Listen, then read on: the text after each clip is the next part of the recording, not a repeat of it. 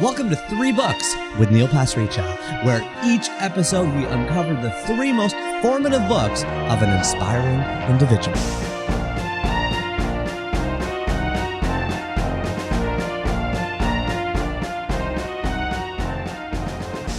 Hey everybody, this is Neil Pasricha, and welcome back to 3 Books. Yes, you are listening to the world's only podcast by and for book lovers, writers, makers, sellers, and librarians. We are counting down the 1,000 most formative books in the world on every single full moon from 2018 all the way up to 2040. That is 333 lunar cycles. We are talking to people that we find inspiring and interesting, like today's dream guest, Emily Nagoski, New York Times bestselling author of Come As You Are, Come Together, and an incredible book that she wrote in the middle with her twin sister, Amelia, Burnout. All 3 books are wonderful.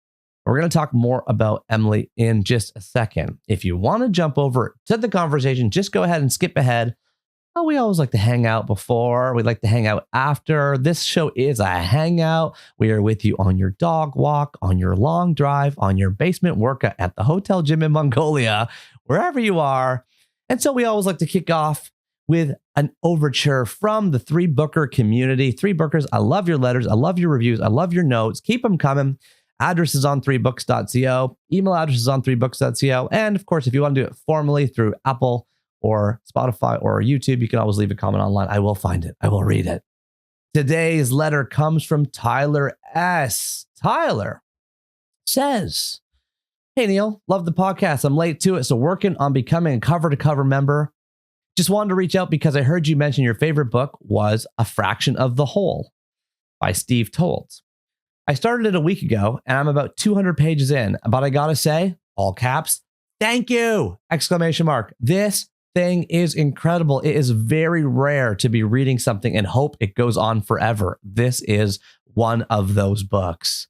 Man, what a hidden gem. This is well on its way to being one of my top 5 books of all time. In brackets, by the way, number 1 on that list is The Brothers K by David James Duncan. You should read it if you haven't. So good. Thanks for all you do, Tyler." Okay, Tyler, thanks so much for your note. Did you know, I'm sure you did, that Steve Toltz, author of A Fraction of a Whole, was our guest on chapter 119. So click on over to that if you want, but maybe not before you're done. And I will say, I took your advice and I ordered The Brothers K, which, by the way, in my head, I got confused with The Brothers Karamazov, like the classic, like Dostoevsky, I think, right? But no, this is a contemporary book, The Brothers K. And so I'm looking forward to reading it. It looks very big, thick, heavy, and intense, but that's just how it looks. That's not how it is. I'm going to dive in. I promise. This sounds great. Thank you so much for your note. And I have added you, by the way, on the 3books.co page with your permission. I wrote back and asked you if I had your permission to the FAQ, where I have a list ongoing of every single cover to cover club member. That would be anybody who listens to the show who is attempting to listen to every single one of the 333 chapters. Drop me a note and I will add you to our page. Okay. Now, the other thing we like to do before we kick off the show is talk about one of our 3 books values. And so today I want to talk to you about the value. What are you reading? Greater than sign. What are you watching? This value came about because I don't know if it was like Netflix early days. I think it was. Well, like Netflix early days happened. It's like, we all suddenly went from watching the same 6 shows, like pretty much everyone had been watching whatever it was, The Wire, Sopranos, 6 Feet Under, and now we were splintering. And of course, with Netflix expanding into every single streaming option potentially available and everybody going down their own personal rabbit holes, that's all great, except that what are you watching conversations now spike everywhere. You go to a party, so what are you watching? Have you seen this? Have you seen that? Have you streamed this? Have you streamed that? No. I haven't, because I've been reading. And so I like to switch the conversation back to what it was when I was growing up, when I saw my cousin, Adrian, and I was 10 and he was 11 and I was 11 and he was 12 and I was 15 and he was 16. He'd always say to me, "Neil, what are you reading?" He just asked it all the time. And I love that because it created a conversation where I got to learn what he was reading too. I got to talk about books. I got inspired and excited the way I did from Tyler's letter about The Brothers K. And it is a great question because it promotes reading and, it helps make sure that all of us have something on the go. So the value is, what are you reading? Over, greater than sign. What are you watching? Try it at your next party and see how it goes. All right. Now let's jump in with the incredible sex educator and New York Times bestselling author and TED speaker, who has, by the way, 4 TED Talks. And she also calls herself an activist and she calls herself a nerd. We got connections there, as I'm sure we do with all of you. Emily Nagoski, that's Nagoski. Emily began working as a sex educator 30 years ago at the University of Delaware.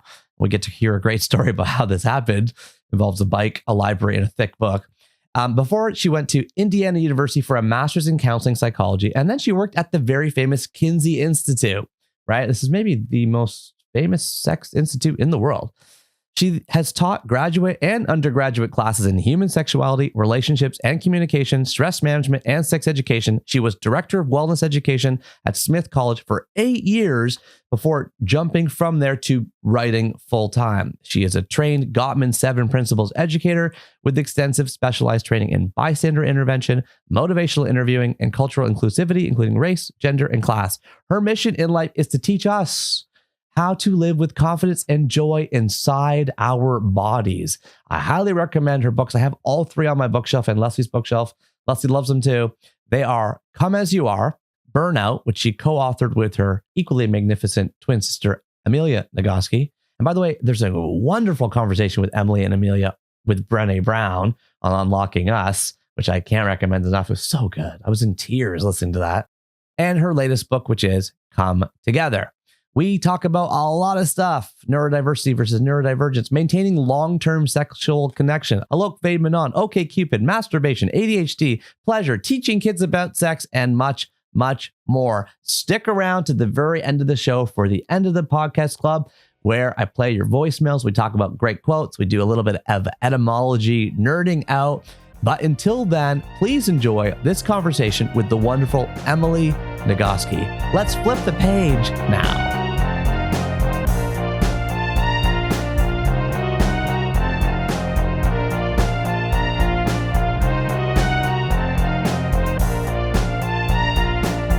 We both got matching glasses, kind of, the big thick. Yeah, just like giant black glasses, yeah. Exactly. We've moved past the invisibility, that, because there's 2 trends you can go with glasses or braces, and, it's like shockingly in your face or trying to make sure nobody sees them, Yeah. So, Emily, it's so great to have you on 3 Books. Thank you. Thank you so much for doing this. I really appreciate it. I've been looking forward to this for a long time. Me too. Can I say I feel self-conscious about my choices? Because I made them sure. based on your questions. Yeah, okay. And then I looked at what everybody else chose. Okay. And it looks like other people are all like, let me impress you with my hyper-intellectual blah. And I'm like, first book, children's book. Oh, well, and I was like, if this is for readers by readers, isn't everyone starting with a children's book? Well, yeah, exactly. And many people do. So that if you... On the top 1,000 on 3books.co so far, there are at least got to be 30, 40, 50 children's books. So we have a lot. We go down and children's books are great because they go way out there, Tim Urban in chapter 22, author of the blog Wait But Why, gave us The Stinky Cheese Man, which was just a classic that I'd never heard of. And it always happens on the show that I get stuff that I've heard of. So I'm sorry that you feel self-conscious, but please don't. I thought your book choices were wonderful. I have spent time with all the books you gave me. I really enjoyed them all. And one of them is, for the record, over 1,000 pages. I know. So that one I was kind of like feeling like a dictionary. Like I was like going through bits and pieces of it. And I love your whole vibe, your aesthetic, your wonderful podcast, Feminist Survival Project, the books you've written. I had Come As You Are when Come Together came out. So it was like a really natural extension. I've seen all of your TED Talks, all 3 of them. I've watched all of them multiple times. I've sent them around to friends that have told me that they're experiencing X or Y or Z in their relationship. I use your resources heavily. Like, I think you're putting out such great education and knowledge and wisdom in a world that's very desperately lacking on sexual health wisdom and so on. So I thought we might start with your last Instagram post, which I looked up right before while I was researching yesterday. And you said, had a dream I had to go back to high school at age 48. Hated but was weirdly excited to do something so easy? ? Is this a metaphor? ? And then I like your hashtag. Hashtag 365 feminist selfie. Hashtag we are not going anywhere. Oh, so you don't have a reason to know this, but that is actually the hashtags are big feelings for me. So I truly just did have this dream where my experience was like, oh no, I have to go back to high school. But man, glad to do something easy. I have a variety of disabilities. Like I'm physically disabled by long COVID. I'm autistic. The one thing I'm good at is school. And if all I had to do in the world was go to school from like 8 to 3, like that's a breeze. I can do that.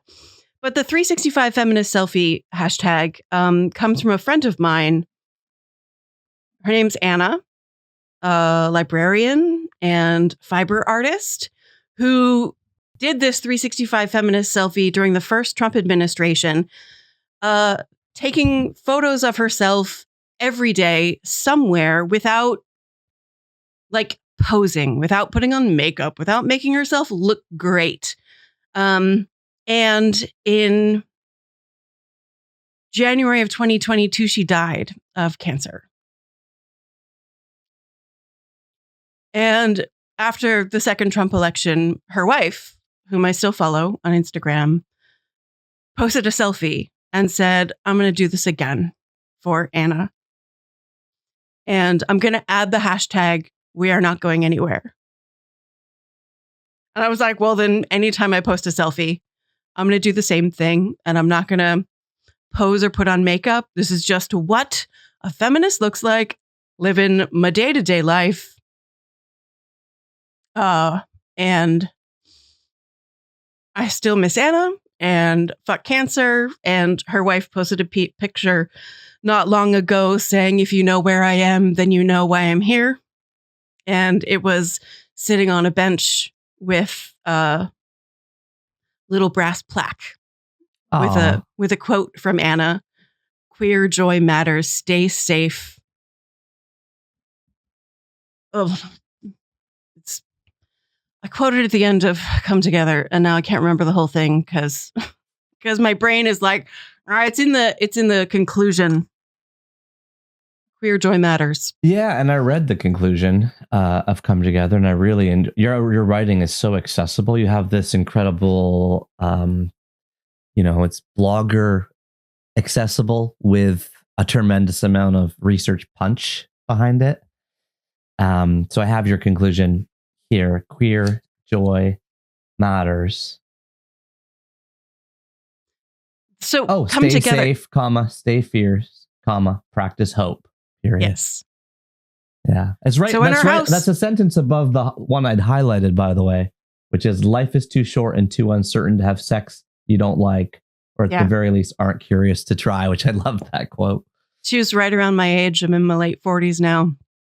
She did not make it to her late 40s, which is why I say life is too short and too uncertain. Yeah. Have sex you don't like. Yeah, absolutely. And appreciate you opening with your heart open. Cancer. Yeah, PS for cancer. And you were also really open there just to talk about your health challenges, because I listened to this incredible 2020 interview that you and your sister, identical twin sister Amelia, did with Brené Brown on Unlocking Us. And in that podcast, I remember I think it was you or Amelia or both of you saying long COVID.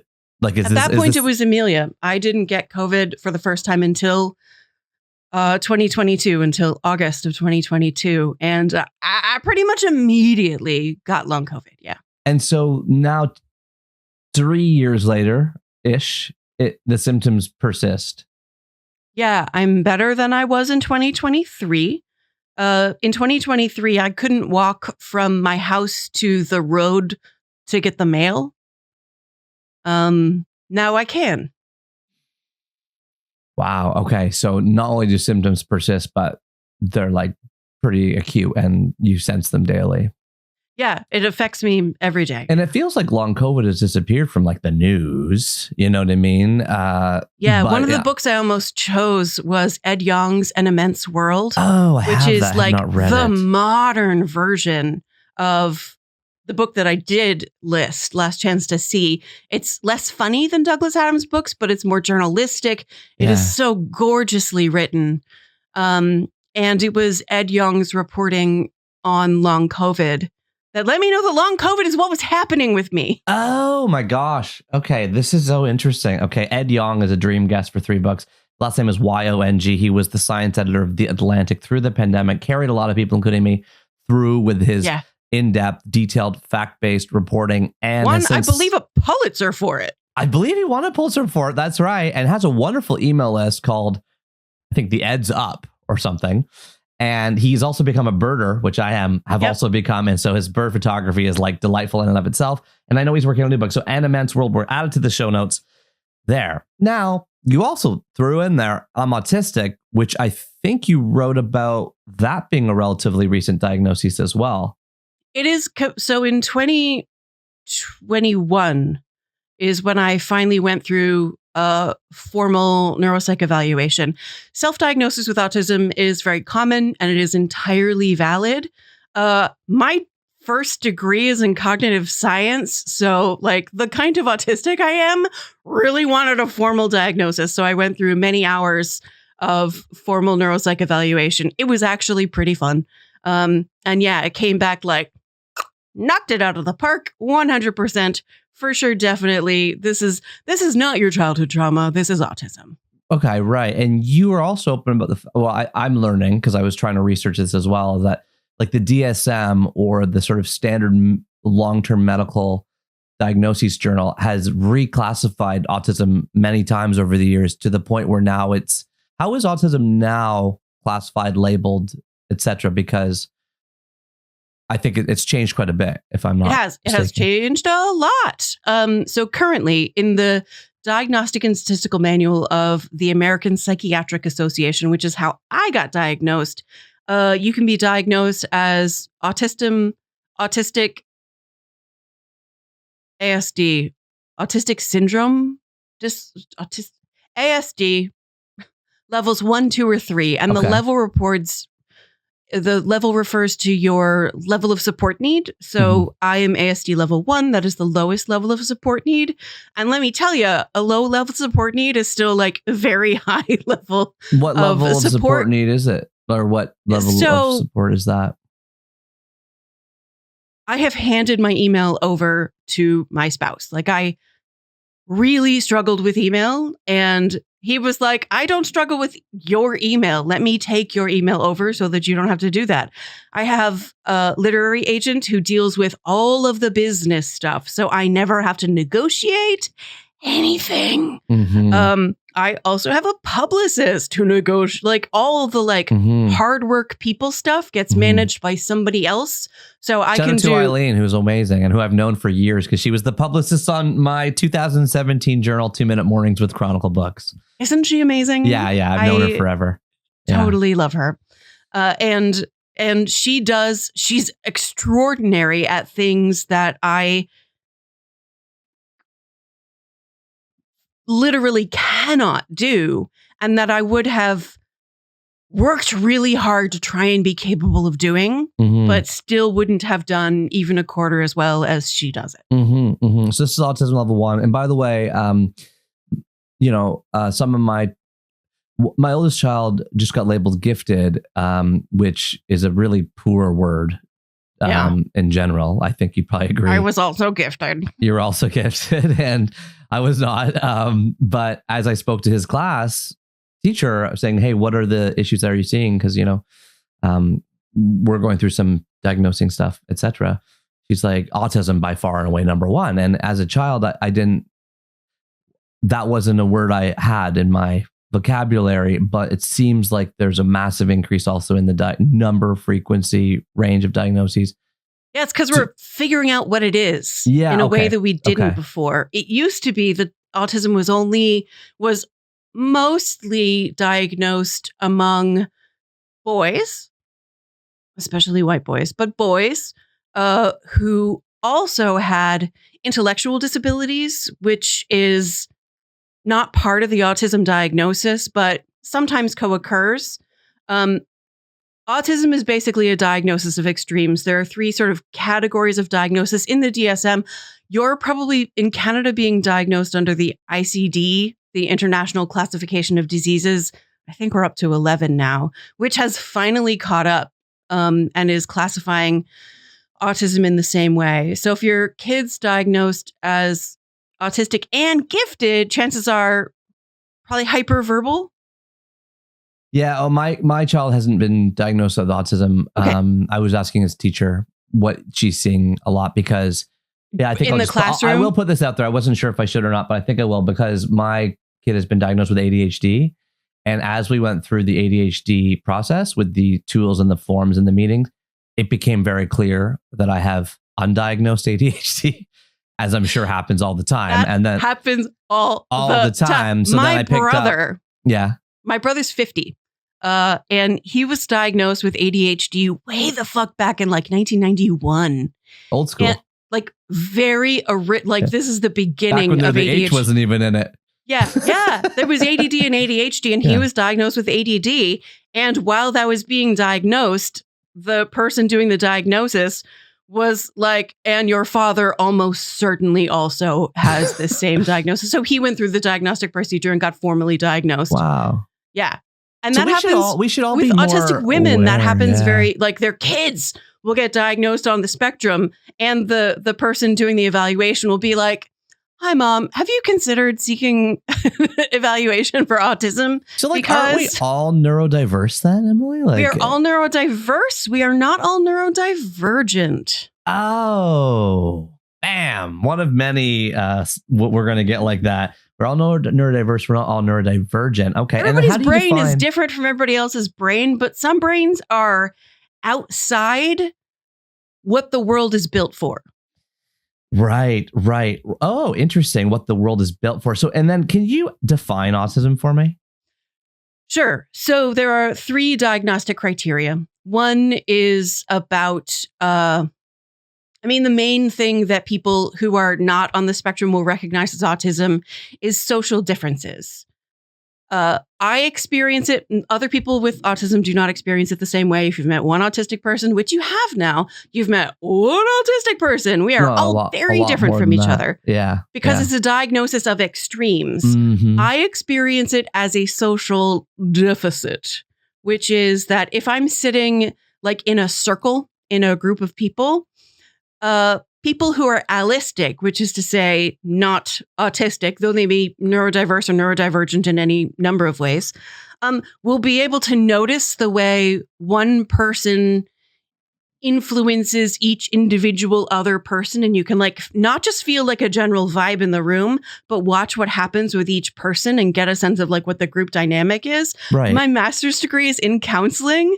And I had a group counseling class, and I could not do that. I do not have whatever the sense is that can tell what's going on in individuals in a room full of people. Right. So social differences are one of the primary differences. The other one is there's 2 other sensory differences. So we're either going to be hyper or hypo, over or under sensitive to any of the exteroceptive senses or the interoceptive senses, and also neuroception.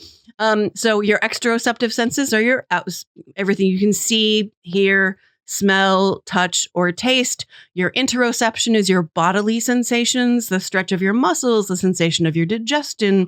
Your neuroception is your sense of safety. Wow. Okay. This is so good. So social, sensory, and rigidity is often how it is talked about. So it's struggling with transitions. So when I was writing Come As You Are, I was also working a full-time job. So I was mostly writing on the weekends, and I could sit at my desk and 12 hours would disappear. I would sort of like come to from the trance of writing and reading, and there'd be a plate on my desk, and I could like taste the food in my mouth and realize my husband had brought me food and I had eaten it without my attention ever shifting away from my work. Wow. And like I would like have lunch with other writers, and they'd be like, I can write like 4 or 5, maybe 5 hours in a day. And I was like, I just sit down and like the whole day disappears. And they'd be like, that must be really nice for you. And it is. But it also means that I very much struggle with transitions in my day-to-day life, like transitioning from work mode to being a person in a relationship mode. So those are those 3 categories. And I'm assuming the job you were working while you were writing on the weekends was the director of wellness at Smith College, right? Which you did for 8 years, from 2007 to 2015, right? 2008 to 2016. Oh, wait, to 16. Sorry. Okay. So social sensory rigidity is, I've never heard that before. And I really appreciate you opening that up for us, as well as being so open about the things that you are working through with your health, because as happens, like I haven't got the formal ADHD diagnosis yet, but you're making me think I should probably go do that, because I bet you if I do that, then there will be some things in my life that I will probably feel less shame and guilt around, and probably some techniques that I can put into place. Oh, like one of the things is like, how often do you lose stuff and find it in your fridge? I'm like, well, I mean, like, how'd you know? You know what I mean? I had that. And then another thing is like ADHD people really like clear systems. And like Leslie opens like the kitchen cupboard door, and like I have all these like my days away from the family tracker, my like writing days tracker, my like cardio day. I have like all these trackers like down the inside of our kitchen cabinets. And she's like, so I just gotta, but I read a great, for anyone that's listening to this and is like, hey, I lose stuff a lot too. The book ADHD is Awesome, that came out last year by Penn and Kim Holderness, the Holderness family. They won they won the Amazing Race. They do all those funny skits on YouTube. They wrote this book because Penn had a 20-year-old ADHD diagnosis, and it's a great book. I've recommended and bought many copies for people. It's just the book I have found to be really helpful for me. ADHD. And there's a book called ADHD After Dark about sex for ADHD people. Oh, okay, great. I knew you were going to add to our bookshelf today, because you have the sex books. Well, you just have the books coming out, the bam, bam, bam, which I love. And by the way, I should also give a little shout out. I like, because this podcast is like a 333 chapter podcast. So I'm going to shout out Temple Grandin in chapter 61, who we opened that show with her talking about how her mind works when I give her like a word, and she talks about how she only thinks in pictures. It was a really cool, right? That's a great example of how, if you've met one autistic person, and now you've met 2 autistic people at least, I have barely any visual imagination. I think almost exclusively in words. Right. So like complete opposite. Yeah. But on this, and so this is probably because ADHD, of course, is now changing its name. Edward Hallowell, who wrote Driven to Distraction about 20 years ago, wrote the foreword for ADHD is Awesome. And in that book, they both talk about how it should be called VAST, because it's neither a deficit nor a disorder, and it's actually a variable attention stimulus trait. It's a trait, not a disorder, and it's variable attention, not just hyper. It's both. You can be super one way or the other. And so perhaps autism is just simply throughout the course of our lifetime, because I'm 45. I think you said you're late 40s. I think you're 1977. I'm 1979. From our life, it was like, I grew up with like, and I won't say the words because they're so offensive now, but I grew up in elementary school with like these, just looking back, like just horrible words and idioms in culture, to a point now where we're having scientific based discussions, to the point where now probably in 5, 10, 15 years, it'll be at a level of detail that's even makes today look sort of caveman-esque. Right? We're so still at the beginning of these things. The reason my brother got diagnosed so early was partly because these things got recognized in boys when they didn't get recognized in girls. And also these things got recognized because it was really obvious that my brother was an extraordinary intellect. He's now an ethnomusicologist. He just curated an exhibit at the Jewish Museum in Baltimore. He's an extraordinary human being. He's profoundly compassionate and way too smart for his own good. And he was failing out of high school. And my parents were like, what is going on? ADD. Brain differences so profound that at 16, they sent him to college. Wow. Seems like the whole family's genius, because I've also been listening to Amelia with those conversations. And I'm like, wow, like I thought you talk fast. And then I realized, oh, they both talk It's all super of fast us. and they're super smart. Yeah. Okay, So like we are the kind of autistic that is hyper verbal. You can be hypo verbal, and we are just like. Which is when a pleasure. I lived in Indiana for 7 years, I was the fast talking East Coaster, and then I moved back to the East Coast, and I was still the fast talker. Well, Plus, I taught undergrad for a really long time. 80% of college students are dangerously sleep deprived, which trained me as an educator to be walking, talking caffeine. Well, exactly. And by the way, I so relate to this. I'm a fast talker too. And I have always been told to talk slower my whole life. And I know you give a lot of public talks, as do I. And I was told earlier in my speaking career, talk slower. I'm not told that anymore, which is partly an issue, I think, in society, that the editing of YouTube and TikTok has sped up our brains, but there is a limit for how fast people can listen. Like the whole 2.5x podcast thing, like doesn't make any sense to me because that's past my threshold, But yeah, I don't get told I talk too fast anymore. Yeah, me either. There's been a ratcheting up of all of our listening, So this is we should probably talk about the books, but while I was working, I'm over this. It's okay. I even have quotes to lead us into the books, but yeah. While I was working at Smith. Again, walking, talking caffeine. That's how I got trained with the students. But you weren't taking caffeine. You were just talking fast. No, this is like what you're getting now. So this is who I am, but it is my mask. This is what I call the Emily Show, where I put on a performance that is a highly curated version of myself intended to like be interesting so that you will continue listening to the thing I want to talk about, which I think is really important, is going to make your life better. So this is the Emily Show. And I had to present some data to an administrative committee at Smith. And I was undiagnosed. And they were running overtime. So I had less time to talk about my stuff, and I didn't want to leave any of it out. So I just talked like, boo, boo, boo. I just went really fast. And the head of the committee literally contacted my boss and asked if I was on drugs. Oh, I've had that too. Yeah, that's the worst. No, man, I'm the wellness director. I don't take any drugs. Barely even drink. I know. Isn't that crazy though? Like when I was in undergrad, I went to Queen's University in Kingston, Ontario from 98 to 02, consumed zero cannabis, consumed zero alcohol, consumed zero caffeine, consumed zero coffee, consumed zero tea. And everyone thought I was on stuff. You know what I mean? And the joke was always like, you don't want to see that guy on coffee. You don't want to see that guy drinking. You don't want to see that guy because he's already seemingly super strung out. But this was just, how I knew we were going to have a good conversation. Like I knew it was coming. I could just feel it coming. I'm so excited about this. As a joke, my brother got me a guarana chocolate bar for Christmas because he's like, if this is what you're like, I want to see what you're like when you're like super hyped up on like caffeine and sugar and blah, blah, blah. I was like, you're not going to notice a difference. Like I can't get any faster. Give me a downer and find out what I'm like then. Oh, interesting. So is part of your internal so now I'm 45, and so now all those things I just mentioned that I didn't use in college, I do use them, not in any extreme amounts, but like I am. So do you stay away from all other stimulants up or down because or how do you navigate your relationship with things like alcohol, cannabis, caffeine? Beautifully medicated. The world has come a long way.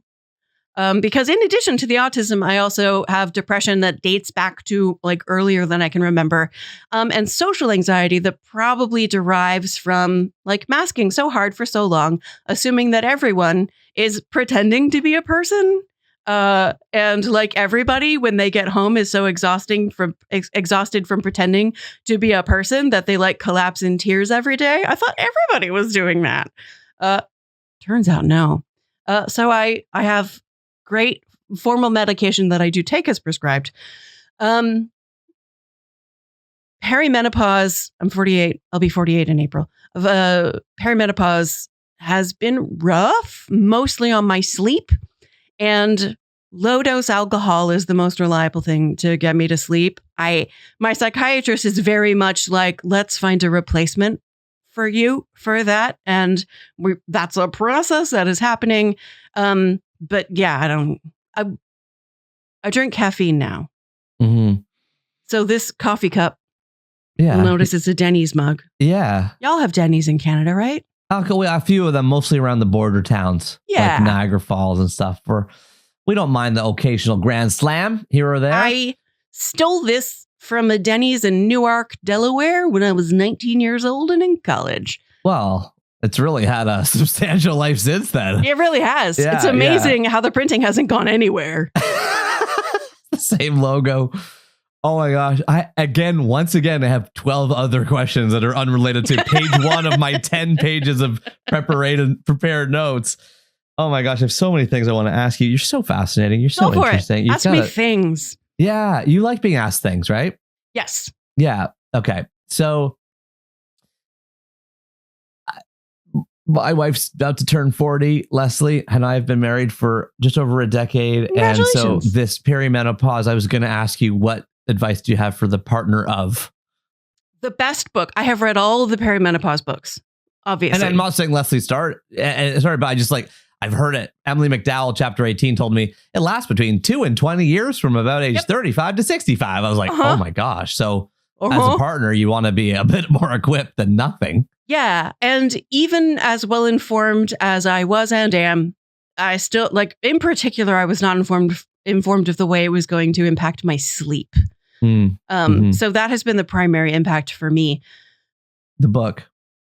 The best book is What Fresh Hell Is This by Heather Carina. That's a great title. It's a great title. What fresh hell is this? They're a non-binary person, so it's an excellent way to get all of the endocrinology that you need from a point of view that is profoundly gender inclusive and intersectional in its approach. What's the author's last name? Spelling? Corrinna, I'm pretty sure. Okay, great. We'll put that in the show notes, 3books.co, for anyone that wants all the book recommendations that Emily has given us so far, which are 2, and the ones that are forthcoming for sure. Now, to kick off the 3 books that I have right here in a pile, excited to go into, I actually brought forth 3 quotes that I've picked out from you from different, TED Talks and interviews and so on. I just want to offer them up to you because to me, I think this helps sets the stage for a little bit of Emily. And you can comment on them or expand, explain, or elucidate as you see fit. Or as George Saunders told us in chapter 75, deny if you would like to. Number 1, pleasure is the measure. Yeah. As I was writing Come As You Are, I learned, first of all, that statistics are not how people learn stuff. People do not, I can't just report the statistical findings and be like, look at this effect size. And people would be like, wow, I understand how to integrate this into my life. The way actual people in real life learn is through storytelling and metaphor. I am the weirdo because I learn from the science itself, but my job is to translate from the science into stuff real people can actually use in their real life. And while I was writing Come As You Are, I learned that people will remember what you say better if it rhymes, but more than that, they will believe it more. People believe things are true more if they rhyme, and so I made it rhyme. Pleasure is the measure of sexual well-being. It is not how much you want it, how often you do it, where you do it, with whom, how many positions, or even how many orgasms you have. It is whether or not you like the sex you are having. Here's a wacky fact. It's not a dysfunction not to want sex you do not like. That's just normal. That calls back the title of one of your, I think it was your second TED Talk. Yes. Which was called? It was the second one is about arousal non-concordance. That's what I'm talking about. Yeah. There's a whole big story about, there was so for months you prepare a TED Talk, like months. And 1 month away from TED, it was 2018, height of Me Too. And I was like, I have to talk about arousal non-concordance because it is part of a culture that lets people think that like your body says yes, even when you say no. That's bogus. And I need to tackle this. This is a much more important, serious topic. And my sister, who was helping me prepare, was like, oh, yeah, you have to talk about that. So I went to TED and I was like, I'm sure I'm not the only person to do this. But like, I know I've been working on this other talk for months, but I'm going to start from scratch. And they were like, don't do that. And I was like, well, I'm gonna, because this is much more important. So I did. And thunderous standing ovation. If you haven't watched it, go back 2018. Yeah. And like we'll put a link to that as well as all your TED Talks. They're really fantastic. And they're really, I mean, not many people have given 3 TED Talks. I will point that out. So only one is like, I call it TEDx TED. It's like TED, all the way TED. The 2 others are TEDx. One is in Nevada and the other one is in Connecticut. The first one is sort of like, I thought I'd never be able to give a TED Talk again. So I tried to shoehorn everything into one talk. That's about confidence and joy as the keys to a great sex life. The TED Talk, which someone came and found me later at TED to say, hey, look, I am required by my job to watch a lot of TEDx talks. None of them make me cry. Your TEDx talk made me cry, and that's why you're here. So, and then I did one in Connecticut because it was really close to me, and it was an opportunity to use the talk I originally wrote for TED. Oh, that's amazing. The Farmington Library one, yeah. And our guest in chapter 12 was Chris Anderson, head of TED, and he has said on the record, TEDx talks are TED Talks. So just so you know, you could say you have 3 TED Talks. 3 TED Talks. He has said that. Second quote I wanted to pull out is, this is from your We Can Do Hard Things podcast with Glennon Doyle and Abby Wambach. Here's the full quote, if I wrote it down properly, because I was listening and kind of laughing at the same time. Did you find your pretty little toes? Did you find your toes? Did you find your labia? Did you find your pretty little labia? She found it. Yeah. So this is from a story that was told to me in Europe by a woman who read Come As You Are and then watched her adult brother change his baby daughter's diaper. And she's all clean. He turns away for a second just to grab a diaper. And when he turns back, his baby has her hand on her vulva. And dad goes, don't touch that. And this woman who was talking to me was like, I realized, like, how would he have responded if his baby had a penis instead? Would he have been so harsh and like, maybe don't touch? Potentially, maybe. Like, I mean, he might have been like a no private part kind of person. Maybe. Oh, you think it's just a no female private part thing? When I have told this story other places, people have all been like, yeah, it's not as big a deal because like a penis is right there. It's out there. Oh, to be found. Oh, I see. Whereas a vulva. So this goes back to sort of like the English language origins of women's sexual shame as specific and special to women because our parts are tucked away and private as if they want to be hidden because they are a source of shame. Whereas a penis is out and proud and the scrotum is right there. So like women's sexual shame is special and different from the sexual shame that comes with having a penis. And I'm currently talking in cisgender biological terms because we're talking about like the deep history of the Western world around gender, which is a deep history of the gender binary and colonialism, where my ancestors traveled all around the world and erased the complexity of gender all over the world, insisting there were only 2 genders and 2 biological sexes. And there's like the 2 of them overlap all the time. But you know what? Even if it weren't about genitals, don't we get so excited when a baby finds her feet? Right. Did you find your feet? Right. Oh, you put your feet in your mouth. There's some delicious tiny little baby toes.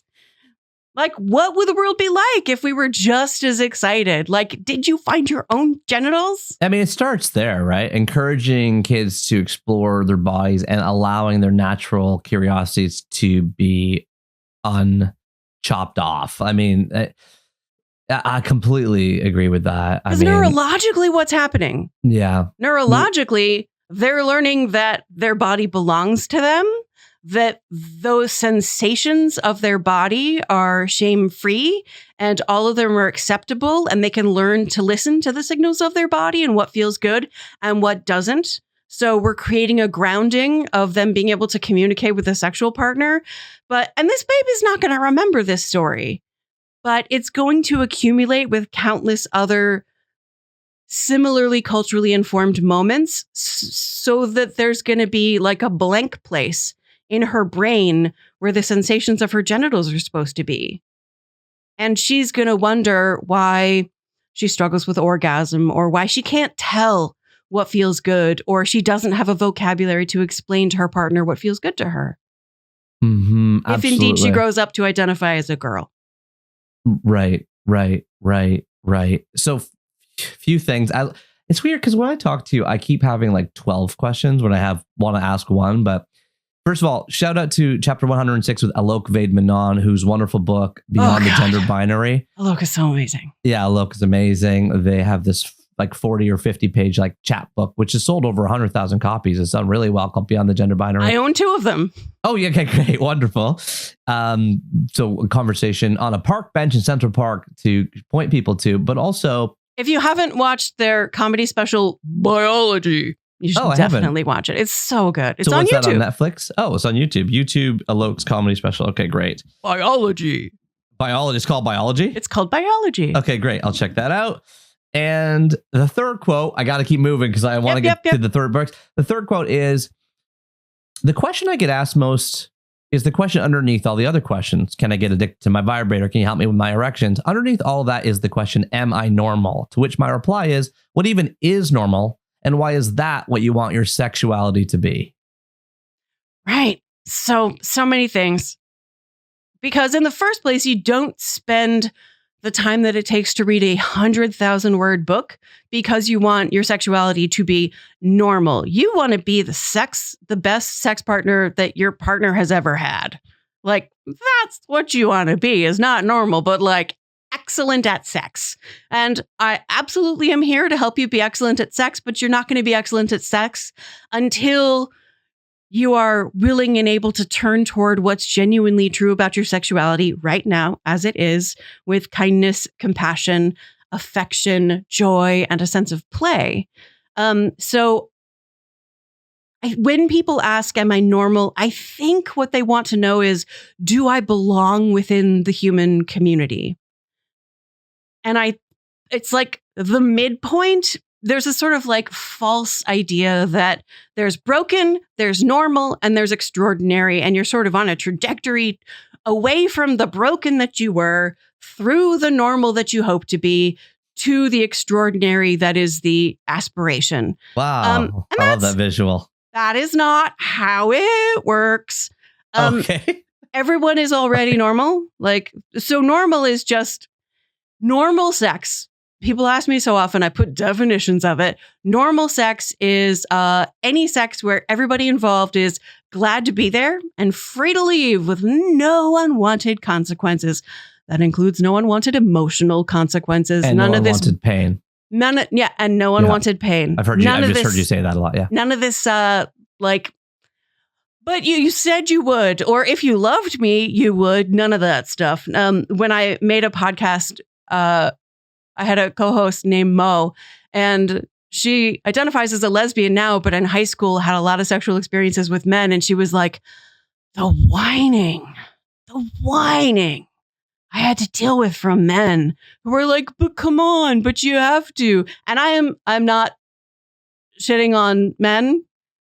Many of my best friends are men. The person I'm married to, cishet dude. And y'all, cishet men get very screwed over by the patriarchy also, in particular in the ways that they are taught that they are supposed to pursue sex at any cost, or else they are not truly a man. So that whining is coming from a place of like, not, but like you said you would, but they're trying rather to fit in with their peer groups too, right? But pressure. If I don't push, if I don't press, then I am not an adequate man. How does that fit in with all the new data coming out that shows that people aren't, like teens today, aren't dating and sleeping around anymore? I don't know what's up with that.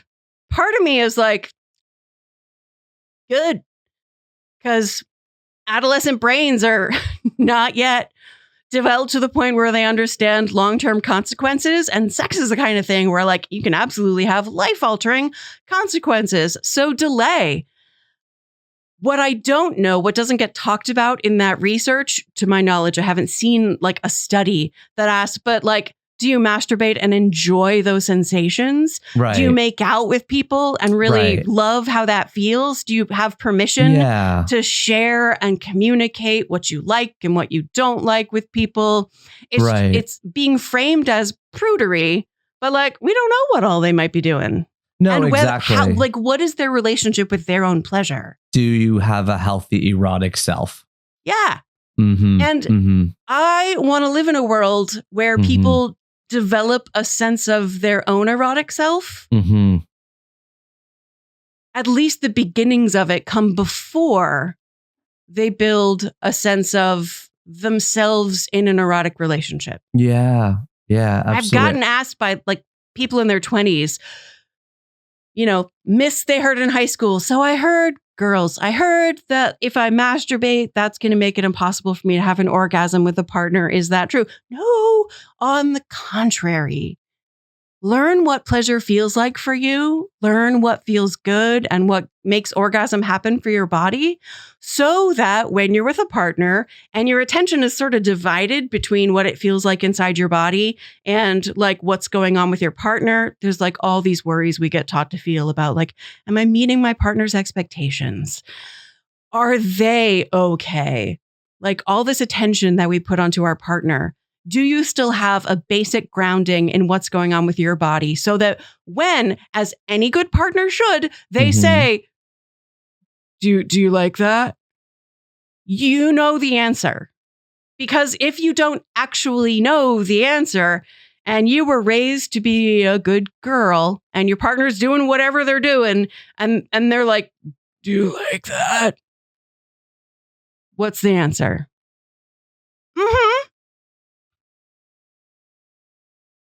Because the only right thing to do is to make sure your partner's okay. And what will it do to your partner if you say, actually a little lower to the left, less pressure and faster?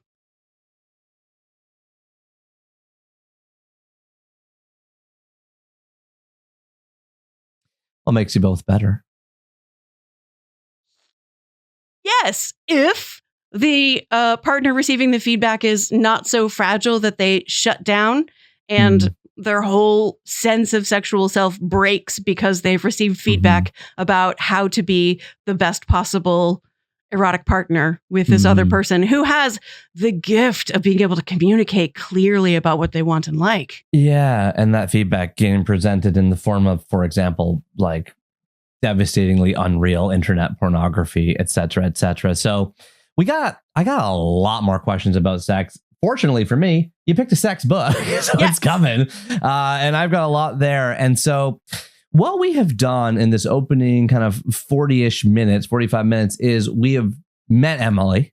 Okay, we've gotten to know Emily. We've made a vibe connection with Emily, and we've opened up some of Emily's kind of what I call, or at least for me, famous phrases like pleasure is the measure. And by the way, hilarious that not only does rhyming increase, they believe you more, memory. It bananas. Like our far right federal political candidate in Canada, and there hasn't been an election called yet, but the prime minister is resigning and so on. But all he says is axe the tax. That's all he says. So it's just interesting. The rhyming increases the believability. We've talked about being more cognizant, understanding, empathetic, and supportive of exploratory, even from very young ages, from an imprinting perspective, which is really helpful for me as a dad, but also for, I think, a lot of people who have grown up in, your flower and your dink. Like we don't even label them right? Dink? Oh yeah, ding-a-ling, dink. Yeah. Oh yeah, you're doodah, pee-pee, wee-wee. Yeah, for sure. I mean, certainly there were many more, Come on, friends, my wife say is it with open me. about how when she grew up, I think they called it your privacy. You know what I mean? There was always there's always euphemisms at play here. But as a result, people don't know what a vagina is. Like, you know what I mean? Because they don't know what it is. They think it's the thing that they see, but it's not. You know what I mean? Not. Like, it's the internal part. Exactly. And many things like that. You know what I mean? And so we've talked about that, and we've also talked about. So we've opened up the conversation, which is now going to allow us to get into your 3 most formative books. I want to give myself credit for not telling these 7 anecdotes that got triggered by all the things you just said. Okay. Me. Okay. Thank you. But they're going to come out just in a later part of this conversation. And for those listening, yes, I'm going to tack on an introduction at the beginning of this, but also, like, Emily became a peer health educator at the University of Delaware in undergrad, starting her sex education career like around 1995. So we're talking like 30 years ago. 30 years ago. Right. Then you got your master's in counseling from Indiana University 2002. Then you got your PhD in health behavior from Indiana University School of Public Health 2006. Then you were director of wellness education, Smith College 2008 to 2016. 2015, Come As You Are, the surprising new science that will transform your sex life, comes out. It's a rampant bestseller, which it should be noted, not many sex books are like big, huge bestsellers, like selling hundreds of thousands and millions of copies. Like, it was a huge hit everywhere, every single, front of the bookstore type of thing. Then she takes only from my perspective, a sort of surprising left turn, where in 2020 you co-author with your sister the book Burnout, The Secret to Unlocking the Stress Cycle. And I will say, and I'm going to point people to it in the show notes, but also my book club, the conversation you and Amelia had with Brené was profound. It was so good. I mean, Brené is so good and you are so good, but together it was like really magical.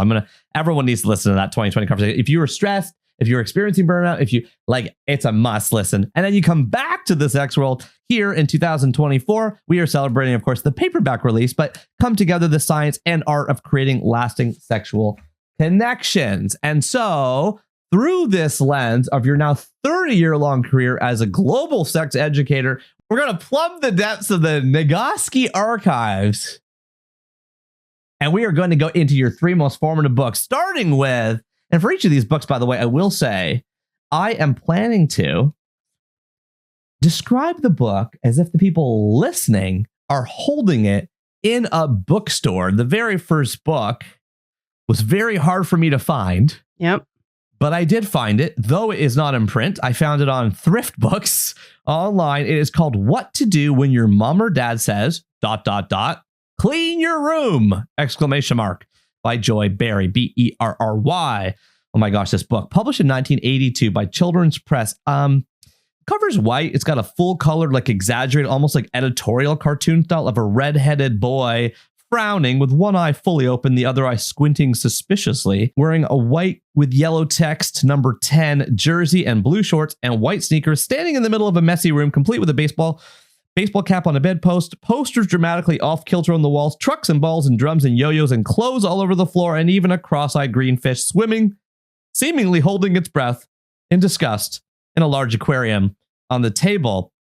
The top is written in this super round serif, what I call like a Garfield type font. And at the top, of course, it says the Survival Series for Kids. Joy Berry is actually alive today. She is an 80-year-old American writer, teacher, and child development specialist who's written over 250 self-help books. What's it about? It's basically an illustrated book offering step-by-step instructions for cleaning a dirty bedroom, including how to make a bed, fold the clothes, and make different piles of your stuff.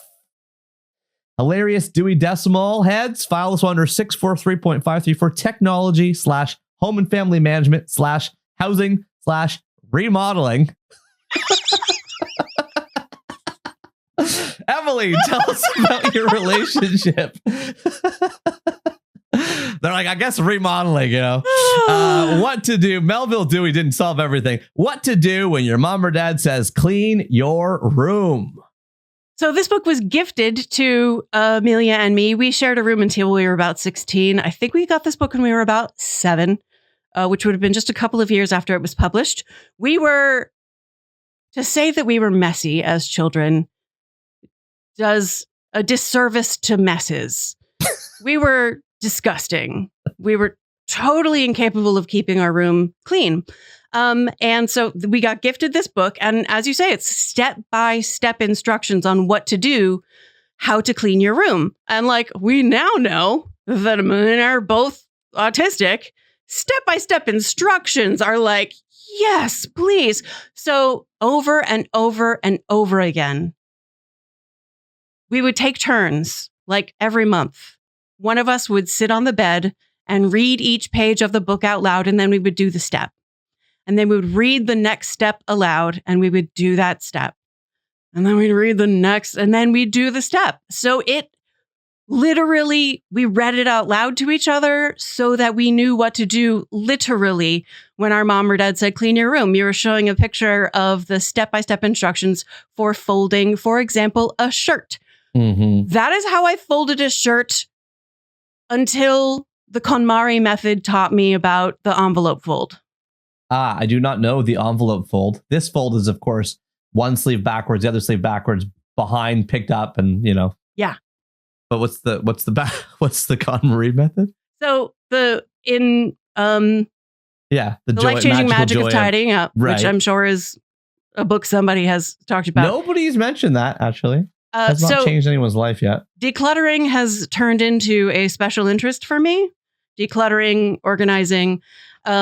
So like from this book and my total inability to keep my room clean or organized that stretched deep into my 30s.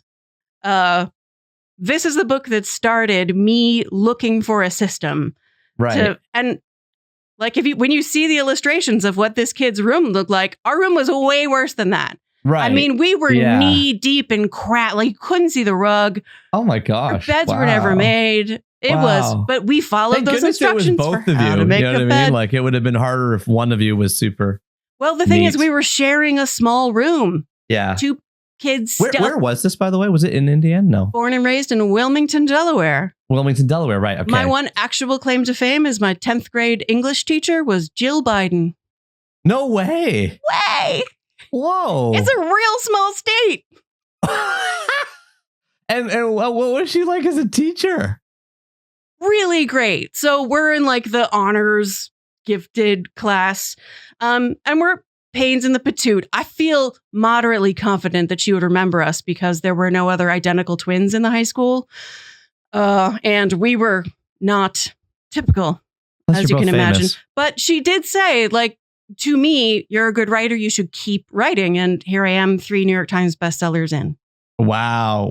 Okay, I can't wait to hear Jill Biden on Feminist Survival Project down the road.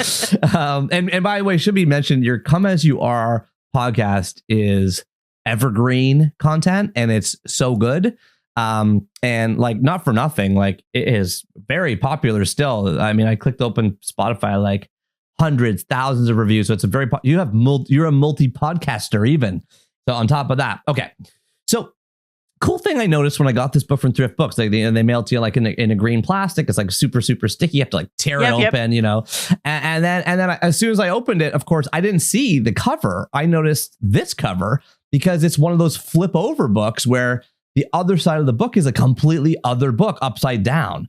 And so you turn it over and it's like, what to do when your mom or dad says, be prepared. And of course, it's step-by-step instructions on like writing down your name and phone number and like piece of paper and memorizing and knowing your address. Our copy didn't have that. I would remember that.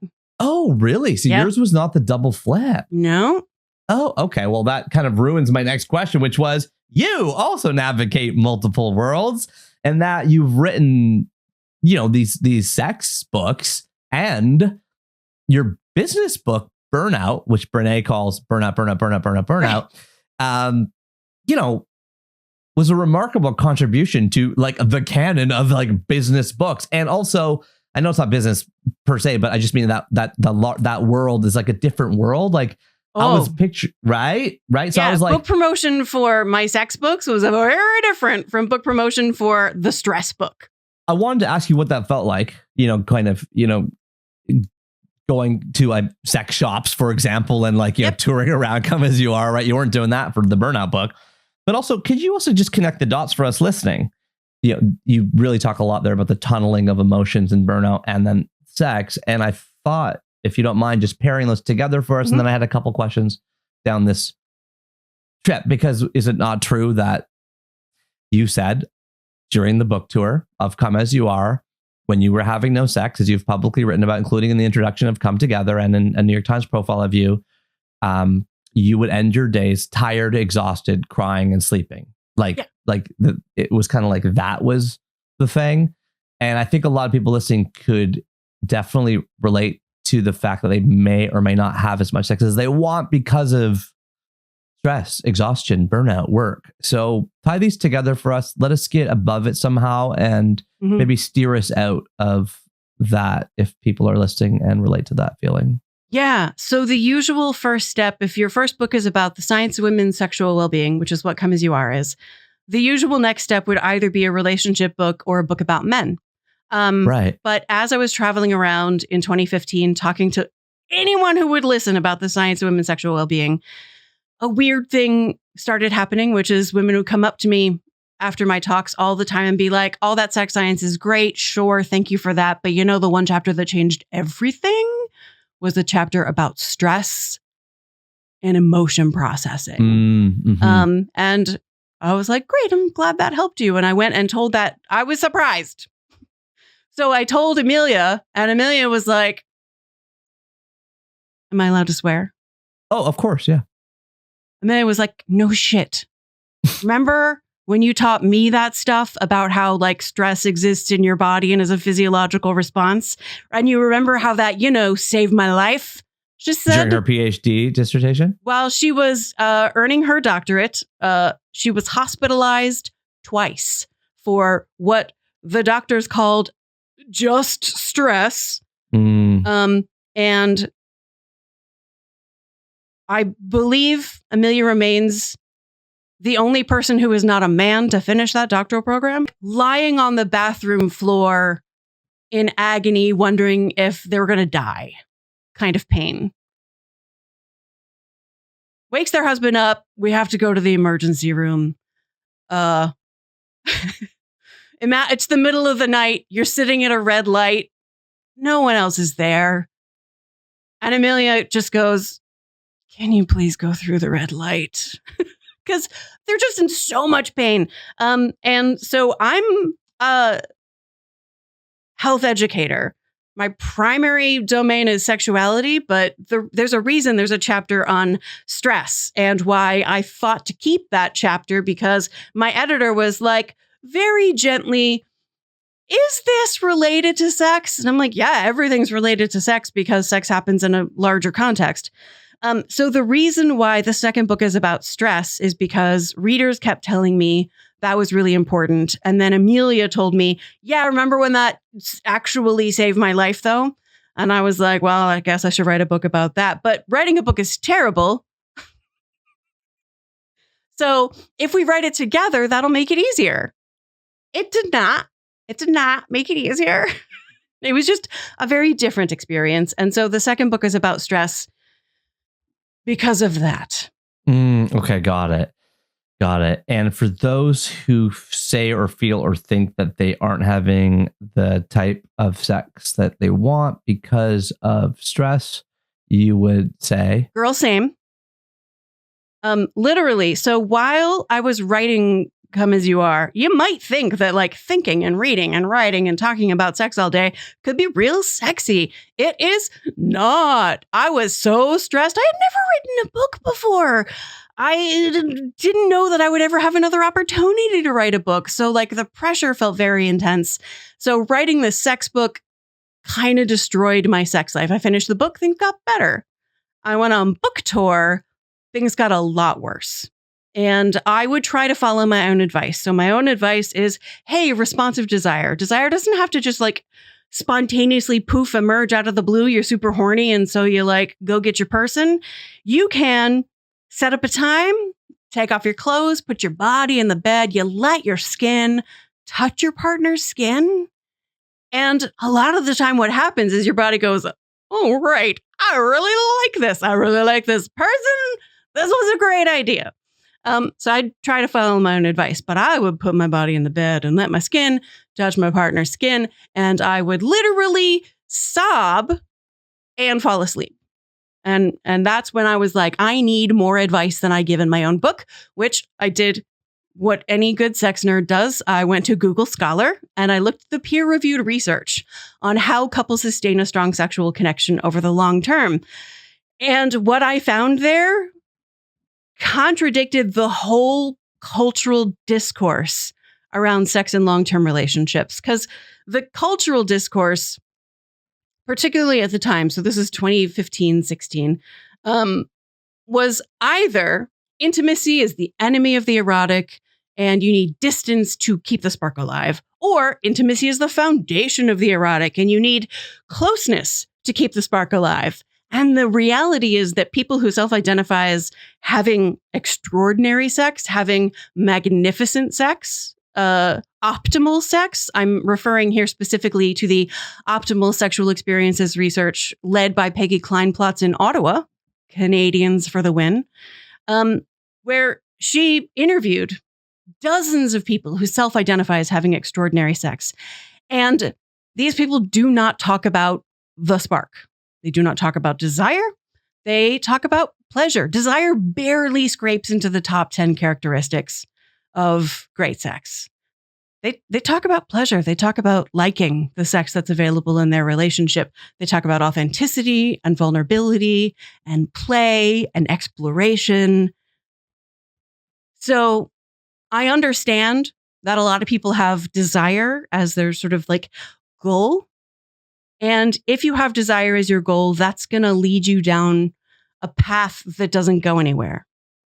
If the reason I say pleasure is the measure is if you put pleasure at the center of your definition of sexual well-being, all the other pieces are going to fall into place. There's a lot. This is a difficult idea. It's a hard sell. It took me 3 drafts from my editor even to understand what I was talking about. So ask questions.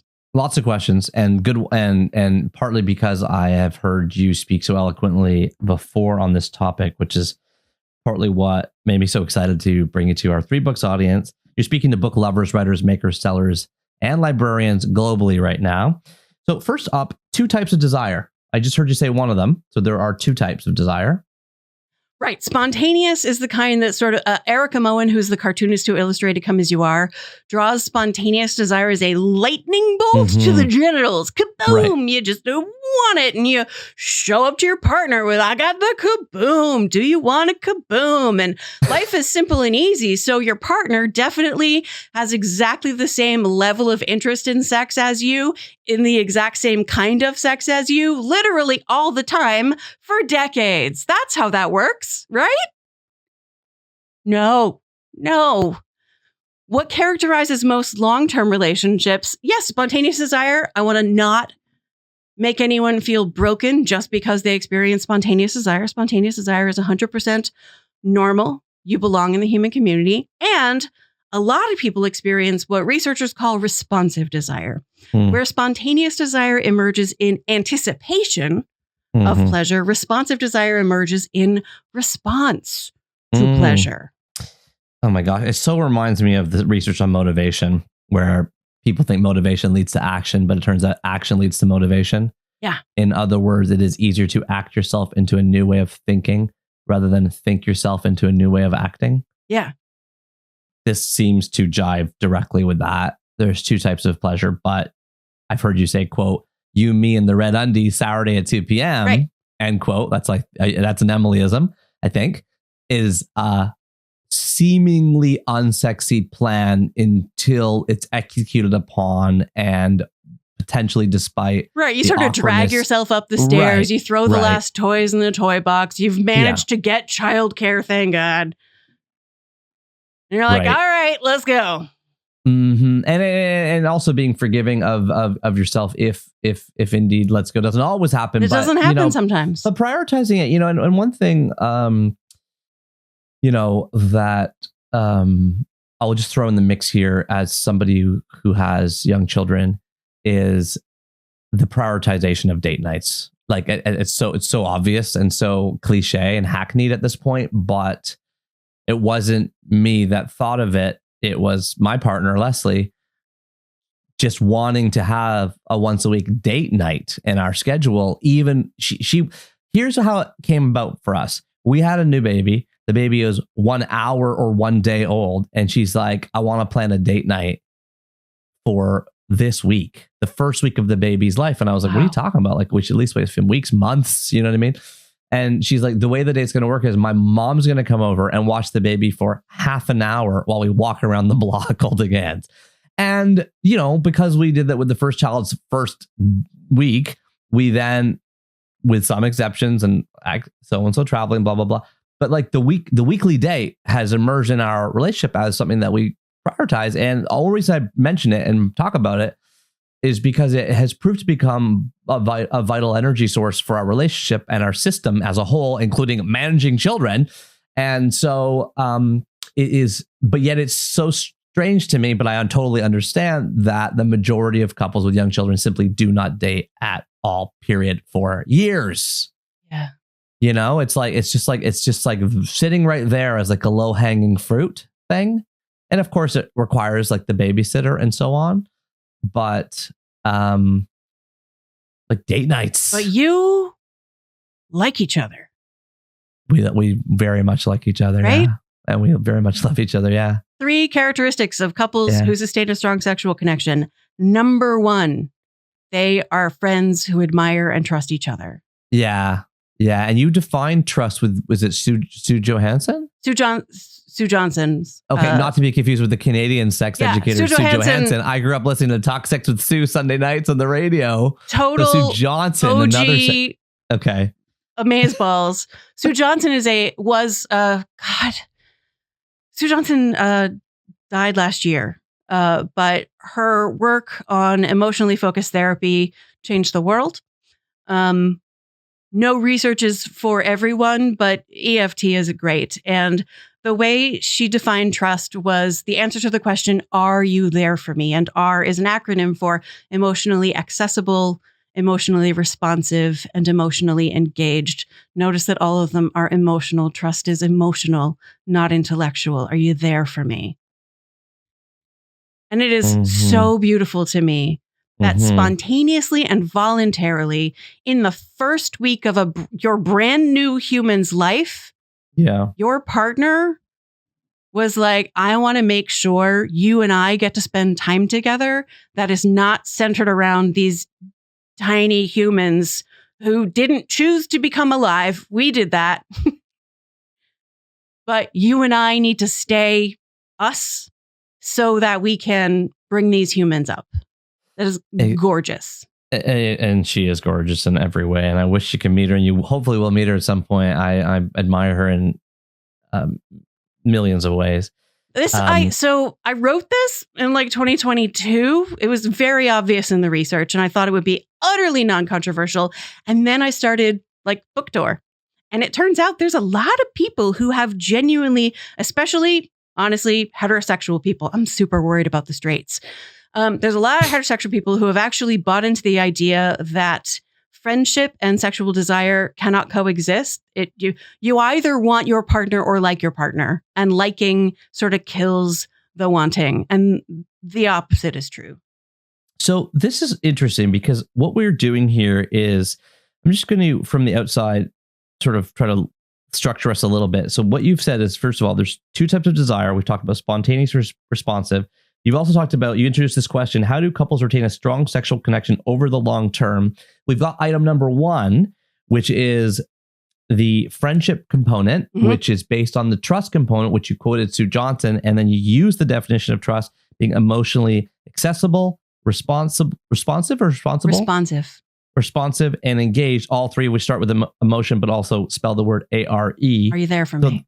Are you there for me? A-R-E. Are you there for me? And the second element, I believe, of this answer to this question, how do couples retain a strong sexual connection over the long terms, is I've written down what I thought you were going to say, but I don't want to quote you. Prioritizing sex. Deciding. That's what I wrote down. Prioritize. Okay. That sex contributes something unique and important to the relationship. And this doesn't mean that sex stays a priority all the time, but because a couple has understands what sex contributes, they're motivated to find their way back to each other. Yeah, and you even talk about prioritizing it above and beyond almost everything else. I mean, not like I've heard you describe in interviews, that the prioritization of sex should take precedent over, or in healthy long-term So I don't use the word couples. should. Sex educators, not should. we talk about should. like stop shoulding on yourself. I love that phrase. Sorry, But not I should. would but like us to imagine a world where your shared erotic connection is like a shared hobby. It's like your favorite sports team or your favorite musician, where like you talk about it kind of all the time because you're both really into it. You both think it's a fun game to play.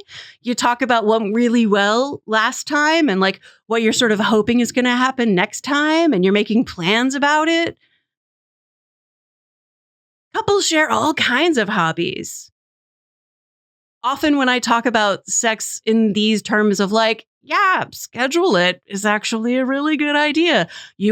People think that if you have to talk about it, that means there's something wrong. On the contrary, couples who have great sex lives talk about sex all the time. So this stuff doesn't go wrong. In the same way that you communicate every day about like what your plans are and who's going to pick up who from where, like you talk about your sex life with each other as a sort of like ongoing, this is part of our shared connection.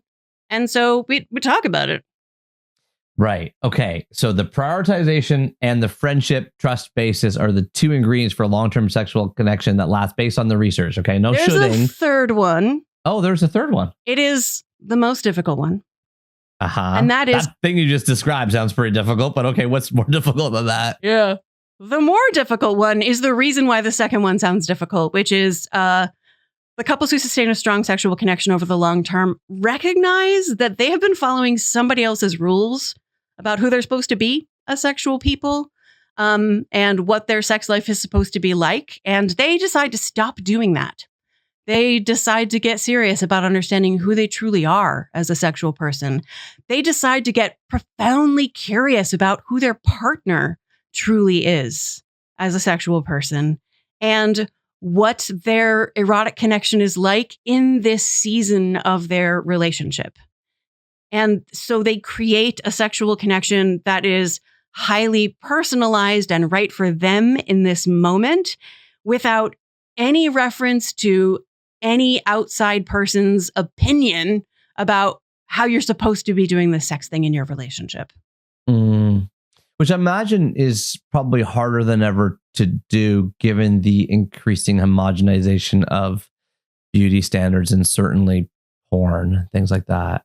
I don't know if it's harder than it ever was, because fortunately we do live in a world where sex advice is taking diversity into account, taking variability into account. We're going to talk about the Hite report, which is really like where qualitative research, understanding of women's sexuality in particular, and the diversity of women's sexual experiences was born in 1976. So on the one hand, yeah, porn is many things. There are many things I could say about porn, but the one thing porn super is not is sex education. My sort of standard line you may have heard before is that learning to have sex by watching porn is like learning to drive by watching Formula One racing. Those are professionals on a closed course with a pit crew.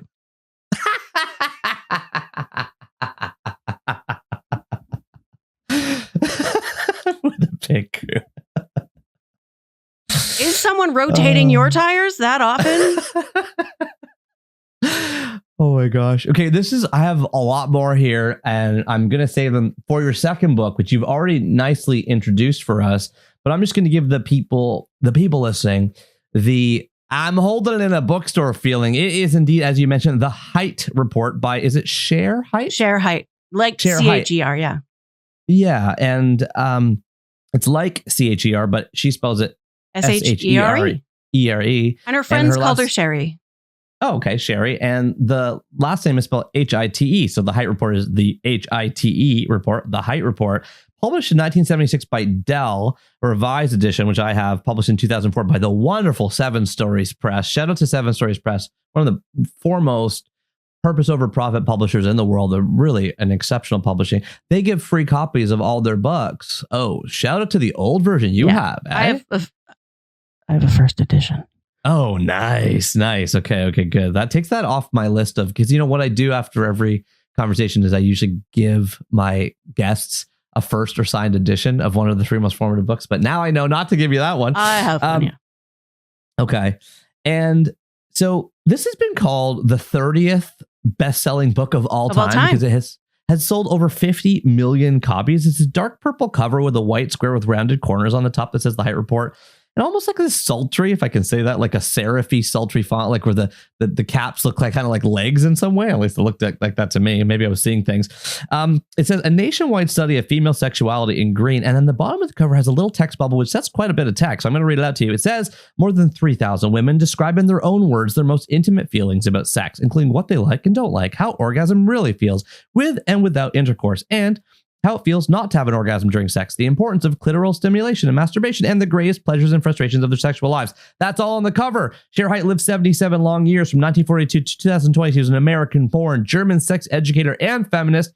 Her work was sometimes criticized for being based on self-reports, and she also received death threats, which led to her renouncing her American citizenship. Yeah. What does this 1976 book declare? It declares that orgasm is easy and strong for women, given the right stimulation. It declares that most women have orgasm most easily during masturbation or clitoral stimulation by hand. That sex, as we define it, is a cultural institution, not a biological one, which I didn't understand what that meant, so I'm hoping you can explain. Oh, yeah. And that attitudes must change to include the stimulation women desire. Dewey Decimal Heads, you can follow this one under 306.74. Social sciences / culture and institutions / sexual relations. Emily, please tell us about your relationship with the Hite Report by Shere Hite. So it's important to note that my copy has all the same text on the front, except it also says with a new cultural interpretation of female sexuality. With a new one extra line. Cultural interpretation. It was new in 1976, but I quote the Hite Report in Come As You Are, because Shere Hite offers a definition of normal sex that is essentially pleasure. It's about liking what's happening. It's not about what behaviors you engage in. It's not even about whether or not you have an orgasm. It is not about frequency. It's like, do you like it? Are you doing things you like? And are you there because you want to be there? And this is a thing I have done in my classes. I'll read Shere Hite's definition of normal sexuality from 1976, and I'll use another sex manual's definition of normal sex from actually 1926, so 50 years earlier, which is penis and vagina sex with simultaneous orgasm. And I ask my students which one of these definitions, the definition that's only 40 years old at the time, or the definition that is approaching 100 years old. Unanimously, my students were raised with a definition of sex that conforms with norms from 100 years ago, rather than from this book that was published the year before I was born. So so here's my personal story of discovering the Hite Report and sex research in general. My very first day at college, I got on my bike and I went to the library because that's the kind of nerd I am. I don't know why, but I went to the sex section of the University of Delaware campus library, and I picked up the Hite Report because it was the biggest book on the shelf. I opened it up. I sat at a table in the library and I just started reading. And jaw-dropping, this book. Hearing in women's own words what their sexual pleasure looked like and felt like, their relationships with men, the ways that men were surprised by what worked for them. This is before, I had barely ever made out with anyone at this point in my life. I was just really intellectually curious about sex. Funny thing about the copy in my library is that a big chunk of pages were sliced out. Oh. Yeah. So I never actually read the whole thing for several years. Wow. Oh, interesting. And this awoke in you the interest that carries you forward to this day. I wonder, 25 years later, why 30 years later. did I go to the library and look for just like the biggest book on sex that I could find? Why? On the first day of school. On like I didn't have classes yet. Right. Like right. the first thing I did when I had access to a university library was go right to the sex research section. Well, I mean, this is a natural thing, though. That's what's beautiful about libraries and bookstores in general, is that the wandering tendency helps awaken our own curiosities to ourselves. I mean, how many times, I'm speaking about personal experience here, like I've been wandering through a bookstore, there's literature, there's some businessy, erotica. Like I'll just like bump into that. I'll be like, oh, I didn't know there was a section. You glance at it, you're like, yeah, there's these. What's this? Like, of course, you pick up stuff that's naturally interesting to you. And so I love that happened to you. And I love that the nerdy bicycling first day student went to the library and then wandered around and found this book and then picked it up and started reading it. Yeah, you'll note I sat at a table and read it. I was too embarrassed to check it out. Oh, interesting. Yeah, I still had that thing in my head about like it's embarrassing to check out this book that has the word sexuality on the cover. Yeah. Oh, right. Even though it's kind of hidden a little bit because it's called the Hite Report. Yeah, but it's an interesting book. And by the way, has there ever been anything like this for men? Like, is there a Hite Report equivalent for There men? was an immediate follow-up, the Hite Report on men. Oh. And it was that book. Funny, you don't hear about that. That got Shere Hite the death threats. Oh, really? So the methodology, Shere Hite is not a formally trained sex researcher. This is a qualitative. She mailed questionnaires, physically mailed questionnaires, and people sent her responses either written by hand or recorded on a cassette tape. Wow. They would send her these cassette tapes. Well, how do you have the trust of people to do this, though? I mean, to send thousands of people like surveys about their intimate lives seems a bit like, where does that come from? She advertised in women's magazines. Okay. It was like, I'm a researcher. Here's what I'm studying. Help me out. Yeah. Dakota Fanning, I guess, I think it's Dakota Fanning. It might not be Dakota Fanning. It might be the other famous Dakota. Oh my God, I feel really bad. We'll put it in the show notes. Don't worry. There is actually sort of a memoir. It's not an autobio. It's not a biographical movie, but it's a memoir of this time in Shere Hite's life, of when she was publishing these books. And it talks about some of her research methodology, the impact that receiving these answers had on her as a person and a professional. But she was just, all right, we're going to backtrack, because my formal training that would come in the years that followed 1995, me showing up at the University of Delaware Library. I went to Indiana University, which is the home of the Kinsey Institute. It's called the Hite Report after what was colloquially known as the Kinsey Reports, which were these massive best-selling tomes of Kinsey's research on both male and female sexuality, is the language that was used. Circa 1940s? Yep, 19. Alfred Kinsey scale is the male volume. 1953 is the female volume. And Kinsey's book originates from him being the biology professor teaching one of the lectures in the marriage and family class in the 1920s and 30s at Indiana University. And his students would come up after class or come to his office hours and ask questions about sex that he could not answer. He went and looked for research-based answers because that's the kind of guy he was. Could not find any because there weren't any. And so he did the simple thing of turning the questions around on his students and he and his team interviewed thousands of people and asked them really structured. It's much more formalized than here's open-ended questions. Tell me whatever you want to tell me. So that's the origin of the way this kind of research was informed. So 20 plus years later, Shere Hite is just collecting qualitative research, just asking people questions. Tell me your story. Sure. What is this like for you? Yeah. How do you masturbate? What does an orgasm feel like? Yeah.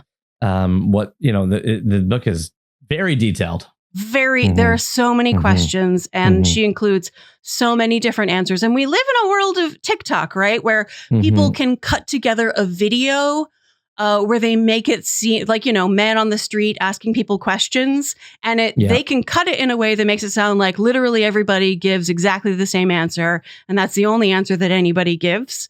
So selection is a bias.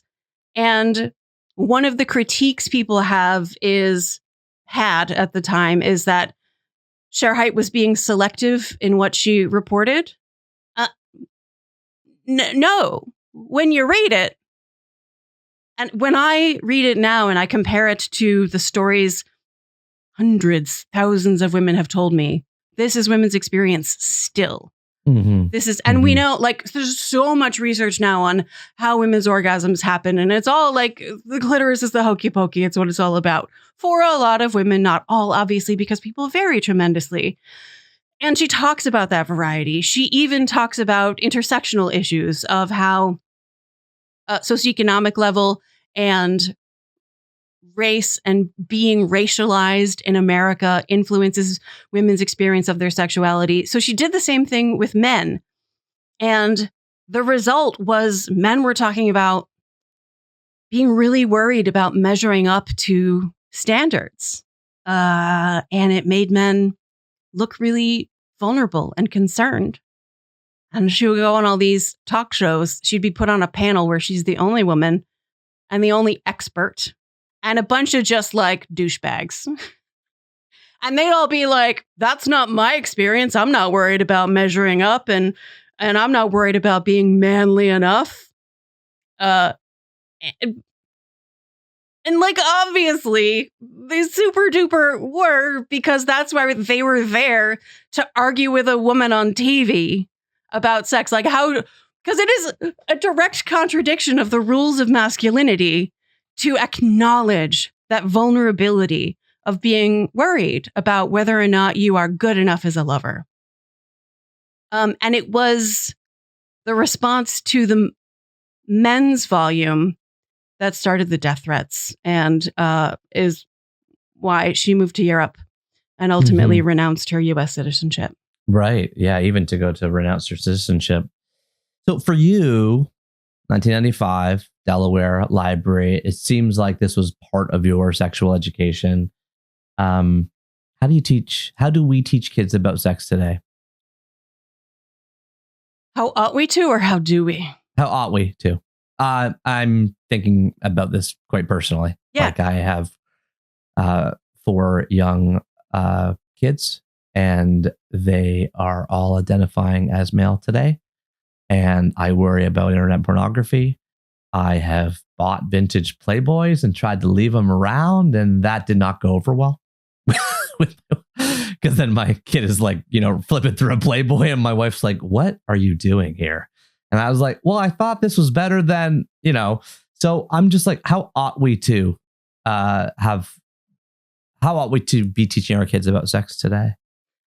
Step 1 is to teach them about their own basic bodily autonomy, that they have a right to say yes and no about how and when their body is touched. That includes how and when their parents touch their bodies. If you're like, can I give you a hug? And your kid is like, I don't want a hug.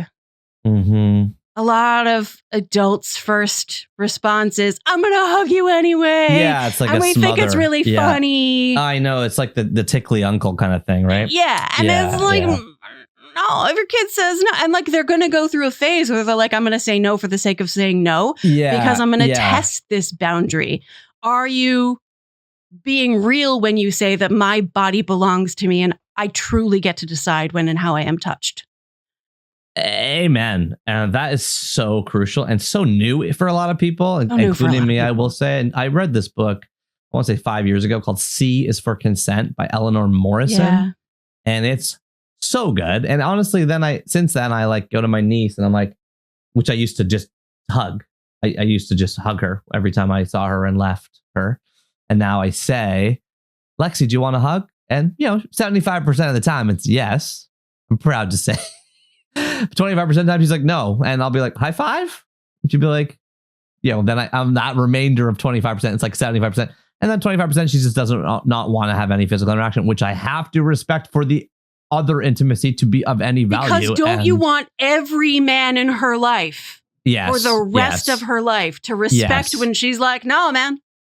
100%. And this is like, I'm fully confessing this as a father. Like, this is like, I've gone from 0 to 1 on this. Like, this is, I've totally didn't understand it. And now I think to whatever extent I'm able to with my current the narrative around children is they're your possession. Yeah. Oh my gosh. Yeah. Yeah. Yeah. Exactly. Yeah. There's an emerging body of work called The Sovereign Child, which I've started to look into a little bit. It's very interesting. But then there's also homeschooling, unschooling. Anyway, parenting itself has become this like really kind of octopusy. Let the record show I am child free by choice. I'm not the ideal person to answer questions about like how to raise kids, but I know. No. Step 1, you nailed it. Yeah. Body autonomy is step 1. And okay, now step 2. Step 2 is that rule that's true for you. That's true for everybody you know. Everybody you know gets to choose how and when they are touched, which means you ask first. Mm-hmm. And if they say no, you will listen to their no. Absolutely. Okay, so we're talking autonomy and consent as like primary education. Yeah. And okay, that's great. And that obviously the cool thing about that is it starts at any age. Yeah. It isn't like where I am now, which is I'm like kind of like waiting for moments to like slip in conversational bits. But this is like, do you have to drive your kids places? Yeah, I find that the non-eye contact conversations are certainly the best. Captive audience. Yeah. Your next step, especially when they get into the sort of tween age, is to talk about your journey around your gender identity. Oh, interesting. The ways that's the step 2. You were lied to about what it means to be the gender you identify as. The ways that worked for you, the ways you struggled to measure up, and the shit you let go of and freed yourself to be like, actually, it turns out that like it can be like this. Mm-hmm. And you, child, get to decide how you want to be this kind of person, or even whether you want to be. Absolutely. Oh, man. This is so healthy because if I'm interpreting this properly, I think I already do this. I think I already do this because I am very open. I'm 45. I'm very open with my kids about how I did not like my body or my genitals. And I thought they were, wrong sized and wrong colored. And we, I'm sure this is very common, but for like 30 plus years of my life, like I'm very open about this with my kids. I don't sort of couch it in gender specific terms, but I do talk openly about it from a body positivity perspective. Yeah. I'm like, I always thought my penis was too small. Oh my gosh, I can't believe how many years I ended up worrying about that. Like, I'll just throw that out there, right? Because I'm trying to do. God, Dad, shut up about your penis. You're doing it right. Peggy Orenstein, Girls and Sex. I don't know. Girls and Sex and Boys and Sex, 2 really good books about like teenagers in particular and how they're being trained around sexuality. The 2 books are called Girls and Sex and Boys and Sex, or that's one book? Those are 2 books. One is pink and one is blue. Guess which? Girls and Sex and Boys and Sex by Peggy Orenstein. Okay. Orenstien. Stein. I think I could be wrong. You're right. Yeah. I before E, except after C. Orenstein. Okay, got it. And or Neil. Yeah. She talks about how her own mom would talk positively about her own sex life. And as a teenager, Peggy would be like, oh, God, please stop. Stop talking to me about how good Dad is in bed. Oh my gosh, yeah. But that creates a model in her mind of what it's supposed to be like. Well, that is so interesting because Leslie and I, will kiss and, touch and stuff like that. Ew. Right. But I never saw my parents doing that. And so in my first marriage, where my wife left me, for somebody else, I would have probably stayed in that relationship because I just thought it was normal to not be so sexually connected because I didn't see that. So what I'm hearing in step 2 or maybe step 2B or maybe step 3 is like there's a modeling component to healthy sexual connection. Yeah, you're right. allowed to talk about things that your kids react to. Of course, staying age appropriate and not disclosing things that, like, they don't need to know specifically what all y'all get up to. No, nor does anyone. But they need to know that you prioritize your partner's pleasure. Oh, interesting. They need to know that you prioritize your partner's pleasure. Because you're building a model in their mind. Kids?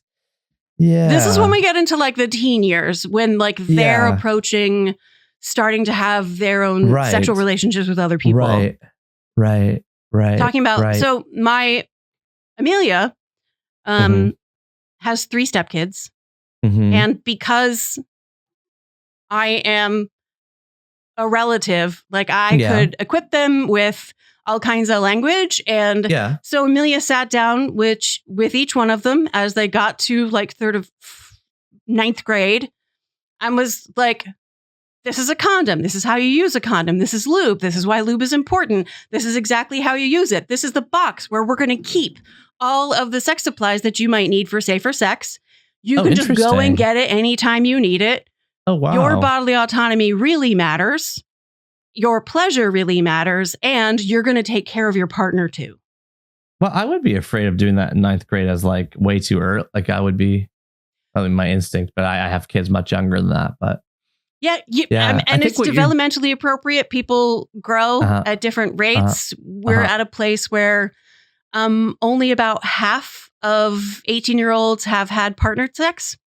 So like you're giving this information before they're using it. But I like the piece that comes before talking about partnered sex is them being able to recognize what pleasure feels like in their body. And I'm not necessarily talking about sexual pleasure. They need to be like, what is it like when you eat what's your favorite food? Because love favorite stuff, right? What does it feel like when you eat your favorite food? Like what happens in your body that's you're like, that's delicious. What does that feel like? Get real curious to like learn about their internal experience of pleasure and joy. If they play a sport, like if they succeed at whatever sport thing they do, like what does it feel like in your body when you win a game or when you score a goal? Like what was that like for you in that moment? Learning what pleasure feels like so that they can identify it when it happens inside them. If they had, so I had a friend whose mom was real sex positive and just truly delightful. He had his first ejaculation humping his mattress, which is the thing he'd been doing since he was a little boy. But all of a sudden, instead of just like humping the mattress and having this pleasurable feeling, this stuff came out. And he truly believed he had broken something. And he ran to his mom. Scary. Bless this mother. He ran to his mom. Like, I was doing this thing and all this stuff came out and I think I broke my penis. And this spectacular mom was like, explained what happened and it's completely normal. And we're just going to run laundry and it's fine. So hopefully you have the kind of relationship where like you can explain ahead of time that like this is the kind of thing that happens. I love how there's so many books. There's so many great books. I don't know what all the ages of your kids are, but like if you want to start at the very beginning, there's what makes a baby. Right what makes a baby? Okay, give me this. So because I have 4 steps written down here. There's the body autonomy piece. There's you're sharing your personal journey on your gender identity, but also I'm assuming your body positivity is how I was sharing my stories. But that's gender is one of the primary obstacles to people feeling like they have permission to go ahead and like their body just the way it is. Yeah.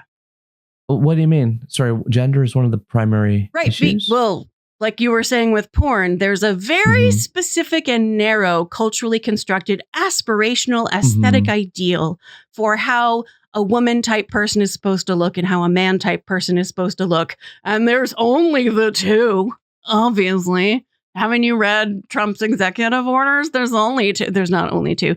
Hopefully everyone listening to this has met a trans person by now or a non-binary person and recognizes that there's not 100%. only two. 100%. Abhorrent to be doing this in 2025 and like that at that level of like, that's just yeah. I find it very difficult to talk about because I get so angry. But there are these very narrowly defined standards of what you're supposed to look like. And they are deliberately impossible, unachievable. And so there's this gap between who you are and who the world is telling you are supposed I see what you're to saying. be. Yes. And you have this project of... Yeah, they don't have any hair and I have hair everywhere. They are, one color and I'm the other color. Right. Yeah, exactly. They and have muscles here and no fat there. And right. Oh my God, their dicks are so huge. That's, and like all of it is absurd and silly and designed to make you continue to torture your body into conforming with this ideal. Yeah. Which the closer you get to it, the more they're going to get. Because like if you get real close, they're going to be like, no, but your biceps need to be bigger than that. So that every time you look in the mirror, all you can see is like the things that are heavy air quotes wrong. Well, this is like kind of tipping into the $1 trillion beauty industry and the increasingly normalization of incredibly sophisticated techniques that were almost essentially unheard of mere a decade ago in terms of like,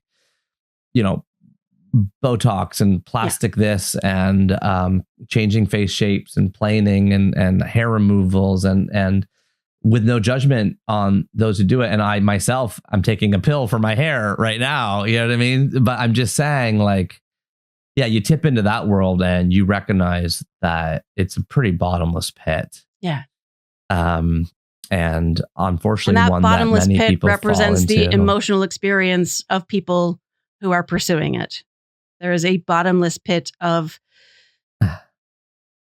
I'm going to go ahead and use the word self-hatred rather than self-acceptance, because the wildest stuff happens when you pause in your pursuit of the ideal and consider the possibility that the body you have is already worth loving. I know. Oh, wow. That's so beautiful. And you know what? Like, one of my very first posts on my blog, 1000 Awesome Things in 2008 was called Yellow Teeth. And I was like giving an awesome thing shout out to like gap teeth and yellow teeth and things that are like artificially white. And we don't want to find you like face down on a motel room floor with a pack of Crest white strips in your mouth. And, I was going on my like 2008 blogger rant. And to this day, like obviously almost 20 years later, I still people coming to me, what my favorite awesome thing is? I'm like, what? They're like, that one on yellow teeth. I was always thinking my teeth were too yellow. And I was like, you just made it a good thing instead of a bad thing. And I mean, my future prognostication skills are not necessarily awesome, but I will say I'm expecting that when I'm in my 60s, 70s, 80s, and 90s, that one person with the gap teeth, they're going to be the prettiest of all because that's something that you won't be able to get. You know what I mean? Like it's like, well, everyone's else's are straight or whatever. And there are cultures where a big gap in your front teeth is like the ultimate beauty marker. Yeah. Well, yeah. So step one, body Insert autonomy. here Step the collected works of Yaba Blay. Okay. Who's that? Yaba Blay is a public intellectual who studies racialized beauty. Wow. And how's the last name spelled there? Blay. Wow. Okay. Yeah. Okay. We'll put that in the show notes. Step 2, journey, gender identity. Step 3, healthy sexual connection with your partner, prioritizing your partner's pleasure, talking about that, being open about that. Step 4, recognizing pleasure in yourself and in your body. Well, we haven't got to yet. And kind of like, I guess where I was starting, which is like, letter W here, when you are helpfully taking us through the larger conversation is like, what I'm worried about is like pornography, because now in 5th grade in Canada, everyone's equipped with a school laptop. Everyone has to sign a form, whether you want to or not. And by the way, it's a Chromebook. Of course, Google has, got its tentacles in the public school system. And, when everyone has to sign a contract at home, but when you get the thing saying, no one's responsible basically for what happens on these computers. The school abdicates all responsibility for whether or not your child runs into sexually explicit media on the internet. Well, exactly. But also the firewalls are only at school. You know what I mean? So I'm like, this is going to happen soon for me, where I've got kids kind of forcibly given computers from the public education system with the waiver saying whatever happens on them happens on them. And I know boys who are 10. Yeah. Okay. Because I was one. Yeah. You know, and so we were clamoring to look at anything with nudity. Sure. You know, and so I'm like, I'm very afraid because I also, you know, see pornography today, and I'm like, and pornography today is super different from pornography when we were kids. I'm like, where do we go? How do we teach? What do we show? What do we share? What do we leave lying around the house? And that's kind of where I got to my like maybe false step. I'm like buying some vintage 70s pornos. There's many wonderful bookstores in Toronto, but there's a 4-story bookstore called BMV in Toronto. They own their building, thank goodness, so it's going to be there forever. Baby blue painted, and it's like, you know, the 4th floor is like just graphic novels. And in the basement, they have many things, but one of the things they have is like vintage magazines, all like, you know, perfectly kept in mint condition, blah, blah. But it's like a vintage magazine store. I'm like, oh my gosh, I should grab some of these for when my kids are interested. And they'd rather them find these than those. But that's the part I don't know how and when and where to teach, or if you can. And that's really what I'm really truly worried about is internet pornography at too young of an age, at too hardcore of viewing. Yeah. Kind of that's my, I think about that regularly as a big worry. So obviously keep safe search on. That's not going to stop everything, but that's a starting place to like set limits on what they're likely to be exposed to. One of the difficulties is that safe search is probably also going to obstruct sex education. But like, that's why the actual human conversations are so very important. We are living in a golden age of sex education books for kids. The collected works of Corey Silverberg is spectacular. Oh, I know Corey Silverberg. Yeah, Silverberg. I know those books. Their books are so good. Yeah. Are those books like How Are Babies Made? What Makes a Baby? What Makes a Baby? Yeah, okay, that's a great saw them book. read What Makes a Baby out loud at a conference back in like 2014, and everybody was like in tears because without gendering anything, it's just like a uterus exists and sperm exists, and it comes from somewhere, and like this is how a baby grows, and people wait, and the last sentence of it is, "Who waited for you?" Aw, right? That's so beautiful. Yeah. We've given that book as a gift many times to friends that have had surrogates, because everyone's got such different birth stories, and that book is almost universally applicable. So the collective works of Corey Silverberg you've pointed me to. What other books should I be buying here today? Give me 2 or 3, like, you know, I don't want to give my kids like, here you go, son, you know, and here's like 50 bucks. But what are the top 2, give them 50 bucks. Give them all the things. Have a medical encyclopedia in the house so that they can look a good idea. Up stuff. Yeah, that's a good idea. So like they can find. We do have a gigantic old dictionary that I put yellow sticky notes in any word that anybody looks up of. So first it was like, you know, fart, and then like, you know, racial slurs, and like, you know, because I want them to learn that this dictionary is like a safe space for you to like look up words that you've heard on the playground. Yeah. So now we have this thick red dictionary that I got in someone's like garbage pile, and it's just got yellow stickies outside of like, if someone were to see it, they'd be like, whoa, your kids are really, you know, have dirty minds. But what I've tried to do is the dictionary serves its function as a safe place to find the meaning of anything you hear. Yeah. As a hyperverbal kid, I was always asking what a big word I stumbled into meant. And that included the word tryst and the word vagina. And the answers, broadly speaking, were look it up, which I did. I learned a lot of words, looking them up in the dictionary. So smart. So have a medical dictionary around. Yep. Check out the collected works, Corey Silverberg. Anything else? Erica Moen and Matthew Nolan wrote a book. I'm pretty sure the title is just Let's Talk About It, which is for sort of like tween teen age. There's a brilliant, inclusive, hilarious book called Wait, What? Which is written by Heather Corinna. It's called Wait, What? A comic book guide to relationships, bodies, and growing up. You know what? That title is so good. Yeah.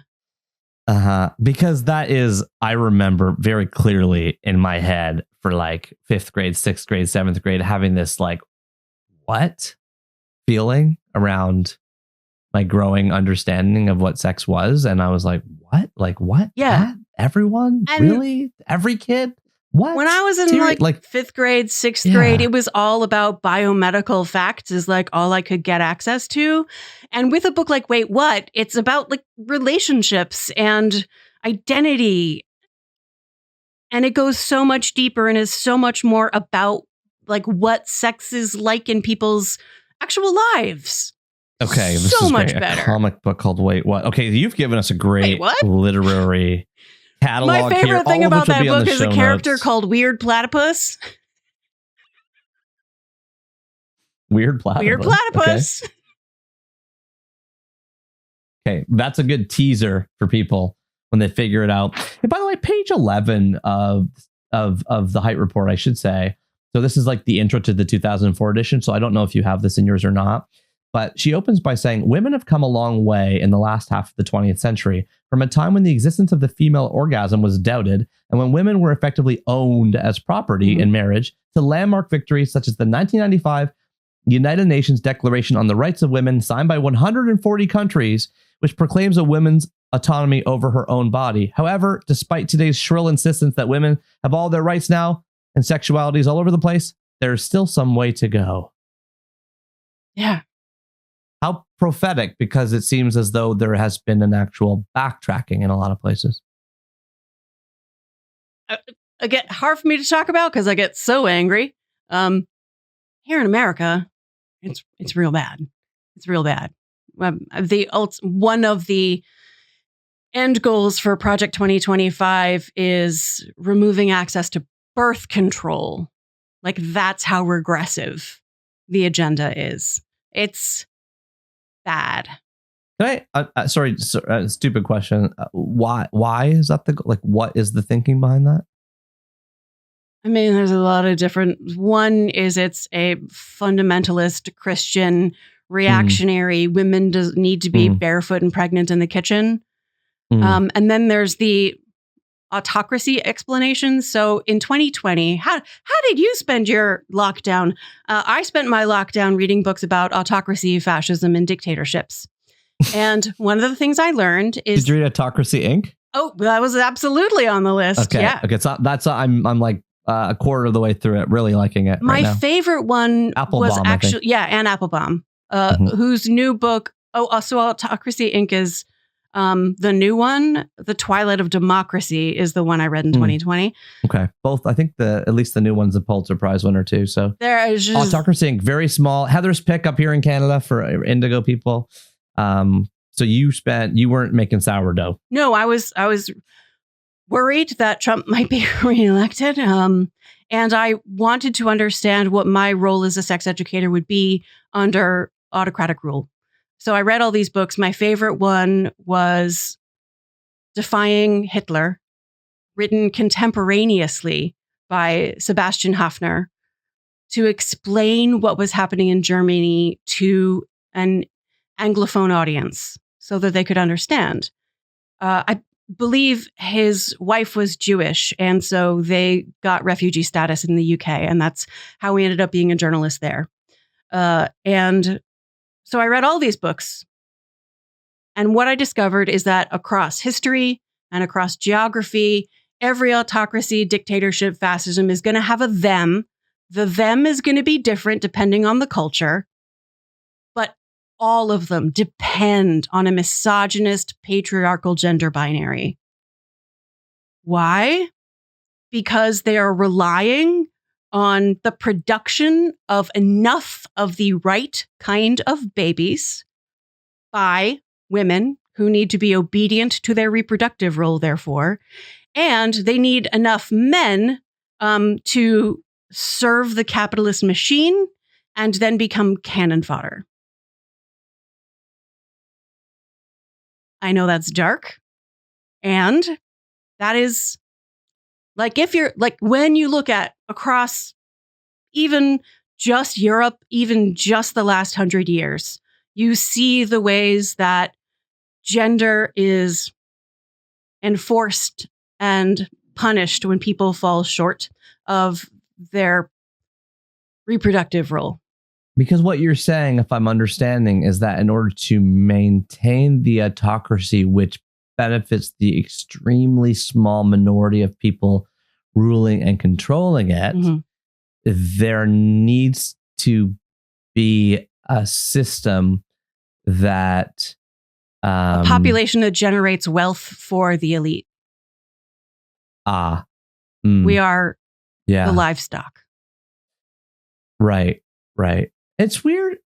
Not weird. It's shocking how quickly brazen things like Mark Zuckerberg announcing censorship control taken off of Meta, wearing a $905,000 watch. And the tech founders all at the inauguration in the front row, and Elon Musk tweeting things like, spent the weekend feeding USAID into the wood chipper, which of course is the richest person in the world taking money away from the literal poorest people in the world. And it's just like right there. Yeah. It's like right there. It's like there's nothing hidden. I would have assumed that when Hitler came to power, I wasn't around, but I was like, I would assume there was a bit of a surprise factor. You know what I mean? Yeah. One of the things I really liked about Defying Hitler is that the author makes it very clear that people knew exactly what the agenda was. Right.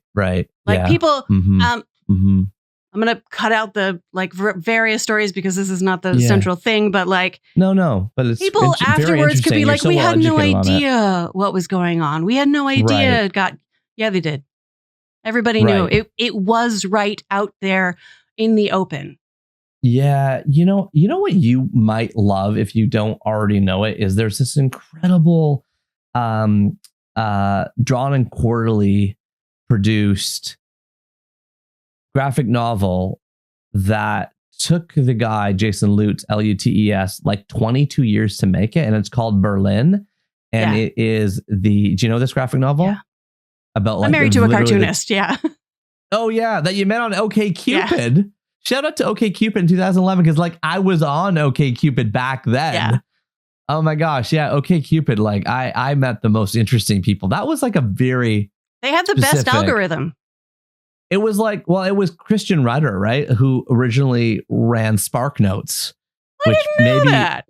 Did you not know that? Okay, so Spark Notes. Remember that old quiz site? Oh yeah. Are we would in first year of college be like, so and so is a 77% slut, and so is 95%. Oh, that totally makes sense. And I'm a 48. There was all these little surveys that college kids would love to forward around to each other, and that was a site called Spark Notes, which evolved into OKCupid. Right. Yeah, cool. Well, nice that I can somewhat add a little asterisk and backstory to your how we met story to your incredible cartoonist partner, who also was able to set us up with the internet for today. We don't want to go too far down that rabbit hole, but we will also. But if people are looking to understand what the fuck is going wrong, that's sort of that. That's why they're there's only two sexes, your biological reproductive role. That's why, is because we're the livestock. It feels yucky in my body to say that out loud. So I just want to create a moment of that was yucky. That felt yucky in my body to say out loud. It probably felt kind of yucky to other people to hear it. We could add on a whole level of the ableism of my autism and the context of Nazis. But OKCupid, back before it was an app, when it was a fucking website. I met my husband. Let me tell you the how we met story in order to get rid of the yucky in my body. Because my brain is I'm going to lie down and cry now because it's so bad. So let me tell you about how I met my husband. My therapist challenged me. She said, you are not doing everything you could be doing to meet people. And I was like, I am. And the way I proved I was doing everything I could is by following OKCupid's mathematically established advice for how to use OKCupid most effectively. Right? Why did it take me so long to get diagnosed on the spectrum? So Rich was one of the people. And we were chatting. I had just gotten home from work and we were chatting on the website. And I was like, I'm hungry. I got to make dinner. I'm tired from work and I really feel like it. And he's like, I could come over and bring you pierogies. And I was like, okay. And I met him outside my building with my 70-pound Hound Lab mix named Green Bean, who I adopted from a shelter about 8 months previously. He had been in the shelter for 4 or 5 years, having been removed from his home because he was being tortured by the teenage boys in the house. So he did not like men. So I had this dog. I met him outside with my 70-pound Hound Lab mix who came up to my hip. And I took him upstairs to my apartment and he brought the pierogi and they were on the stove cooking.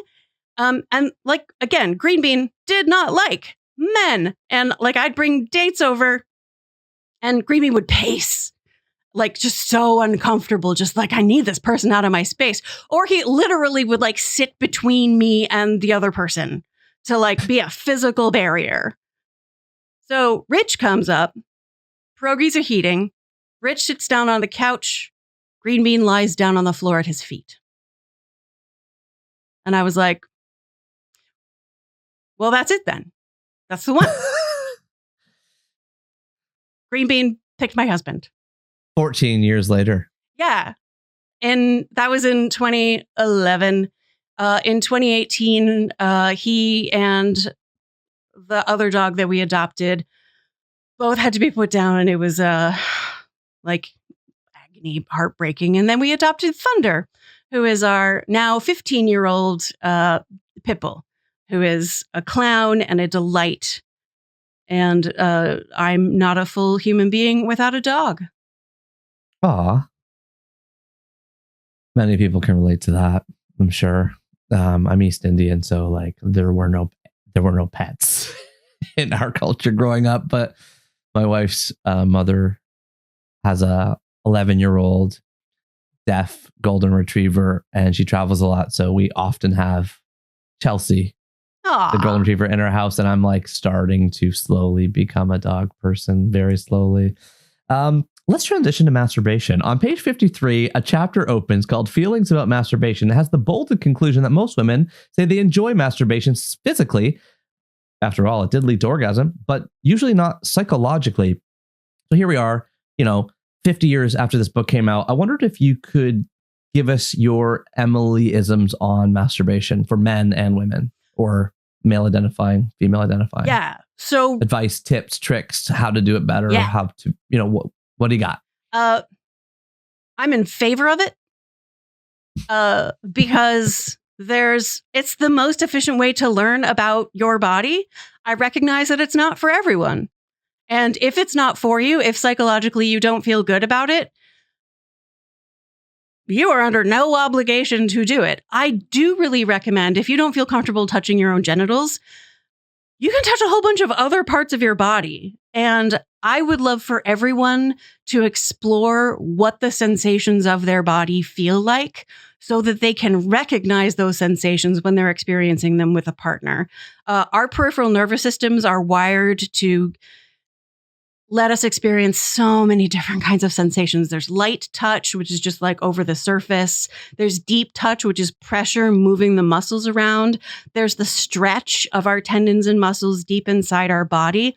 There's vibration. We have specific nerve endings that are good at vibration. We have nerve endings that are good at detecting when a touch is staying still, and other nerve endings that are good at detecting when a touch is moving. So explore all the different kinds of sensations that all the different parts of your body are capable of experiencing. One of the things that boys do that is a disservice to what masturbation can be is that they feel like they have to hide it and get it over with quick. So it's like 30 seconds in the shower, as opposed to really exploring what the pleasure of their body feels like and allowing pleasure to grow and expand and hit the pause button on the trajectory toward orgasm. Like just allow pleasure to grow and be in your body and feel what that pleasure feels like all over. Same goes for people who don't have penises. Like, allow your body to experience pleasure whether or not you pursue orgasm. Orgasm is 100% optional. The goal, from my point of view, of masturbation is to learn what pleasure feels like in your body. Interesting. The goal of masturbation is to learn what pleasure feels like in your body. That's a nice way to put it. If you 95% of people can have an orgasm on their own, if you're among the 5%, there's whole books and workshops just about that. Betty Dodson's Sex for One, Julia, you're gonna laugh, Hyman's Becoming Orgasmic. These are Her last name's books Hyman's, that are products of their time. I'm looking for, if any sex therapist out there wants to write specifically like how to have your first orgasm, or if you struggle with orgasm book, we need an updated version desperately. Okay, I see. Well, I remember. So I was a teen boy who pre-internet really would read the back page of the street newspaper in Toronto, which was called Savage Love. Yep. By Dan Savage, who was also the editor, I think, of the Seattle version of the newspaper. Yep. And I remember being like, as a 14-year-old boy, I remember my mind being blown when I read him writing. One of the goals of masturbation is to change it up, is to change the rhythm and frequency and touch and duration and length and stimulation. And because of what you are doing when you change it up is you are allowing your body to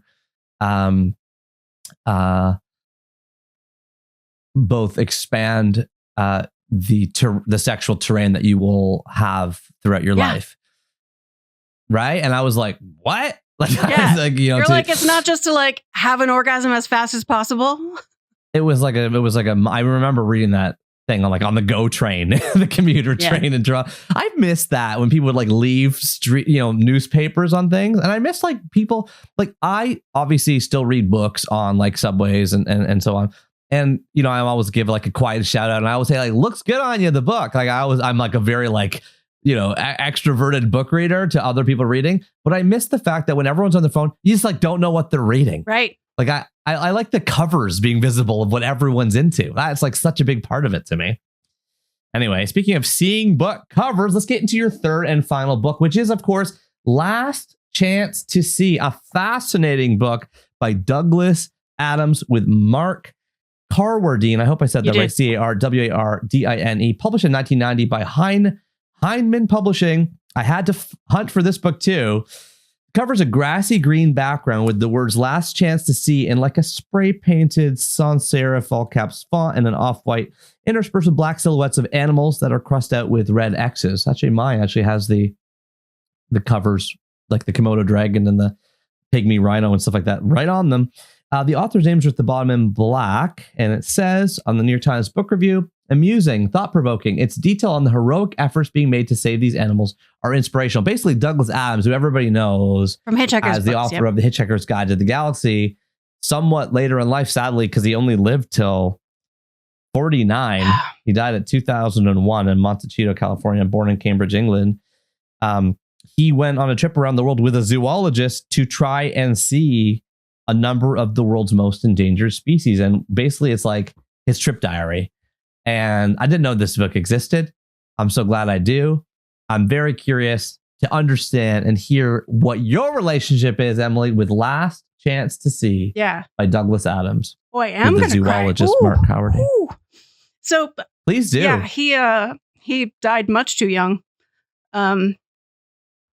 I first read the Hitchhiker books because my brother bought one home from a library and the cover was funny. And so I read it and it was the funniest thing I'd ever read in my entire life. And I became a Douglas Adams obsessive. And I had essentially no friends from 4th grade through 8th grade. But the guy who sat behind me in the 6th grade, Caillou, I was like, this is the funniest book I've ever read. And he went and read it and became just as much of a fan as I was. And then Caillou went to MIT for all 3 of his degrees, and he worked at the media lab, and he got to meet Douglas Adams, who came to visit the media lab. Even though I'm the one who introduced him to Douglas Adams' work. He's the one who got to meet him. But when Douglas Adams died, Caillou and I were each in grad school. I was in Indiana. He was in Cambridge. But he emailed me. He's like, you probably heard about this. And my first thought was, I should email Emily because she'll understand. Oh. Yeah. What a heartbreak, eh? Yeah. I mean, 49? Yeah. And also a self-deprecating guy. Like, you know, that you've seen the journal entries that have come out that he's written to himself. Oh, yeah. Yeah, right. Like a real, like a big-hearted self. Talk about undiagnosed ADHD. Oh, really? Probably. His relationship with deadlines. He used to say, I love deadlines. I love the whooshing sound they make as they fly past. And it's that kind of humor that makes Last Chance to See. So again, I almost picked An Immense World, which is a really similar book because they're both books that dive really deeply into animal cognition. Oh, ways that's the animals perceive the world. But Last Chance to See is more of a travelogue also. It's a book of its time. It was written in, I believe, the late 80s. And it's actually a book based on a radio show, which you can actually get. Like you can get the original BBC production. And like hear the hear the animals. He tells a story of like going to find the Baiji dolphin in China. He tells this very long, hilarious story about they wanted to get sound recording of what the river sounds like from underwater. And so they wanted to put a microphone in the water, and they hadn't packed a waterproof microphone. So they had to use this trick of putting their microphone in a condom. So they had to find a condom in China. It's a long story. So it's not just about animal cognition and about the efforts to save the animals, but also like the struggles of traveling around the world in order to see some of the rarest animals in the world. Baiji dolphin, sadly now fully extinct. Oh, really? Yeah, I was going to ask you like how many of the animals that they're cataloging here I think have made it. White rhinos also fully extinct. Right, because, you know, it's not just Komodo dragons, but there's the lovable kakapo of New Zealand, the blind river dolphin of China, the white rhinos of Zaire, the rare birds of Mauritius, right? Yeah.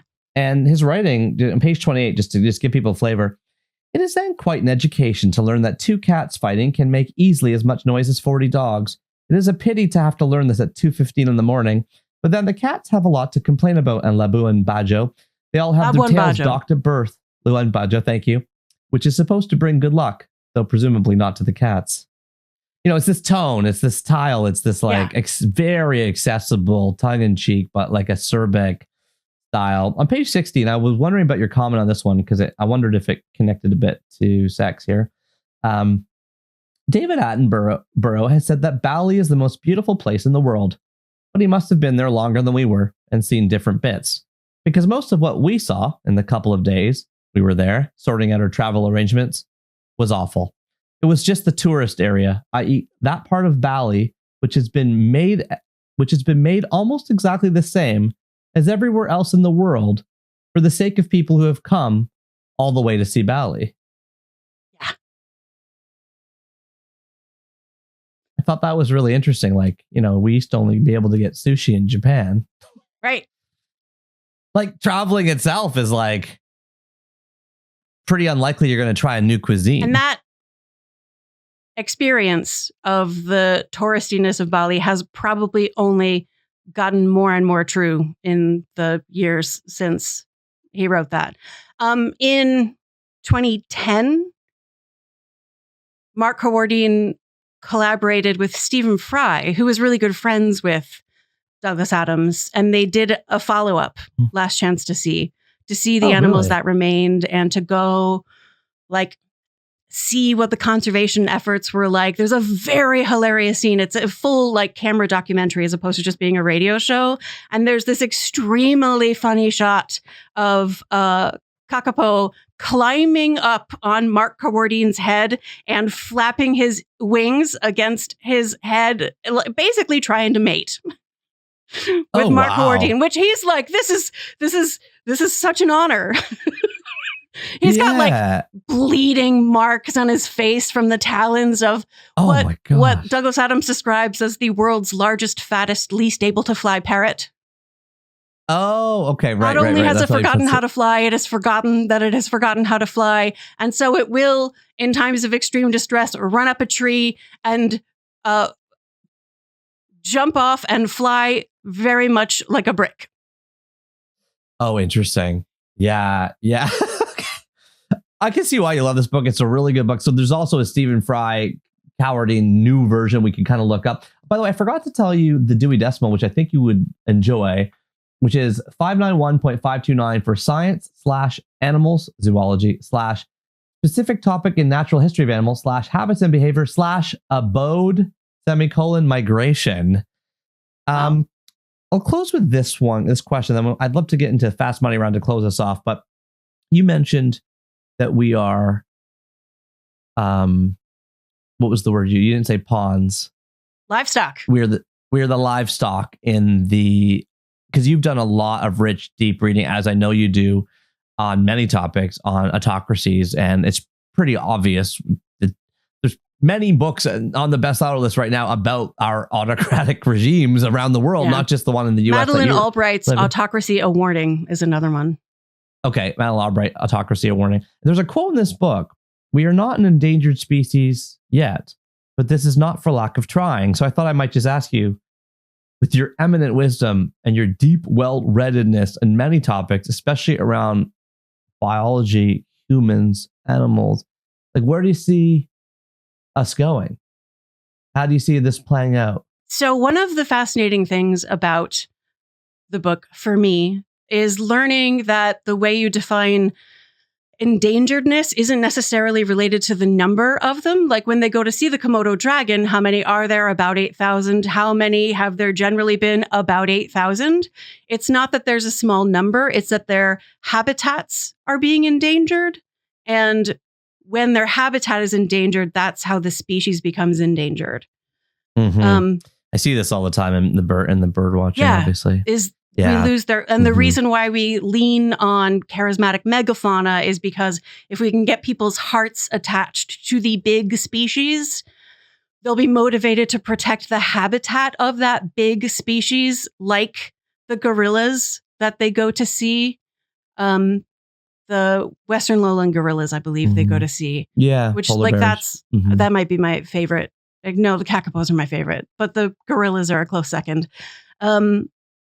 And so I think about us, we're not endangered in a number point of view.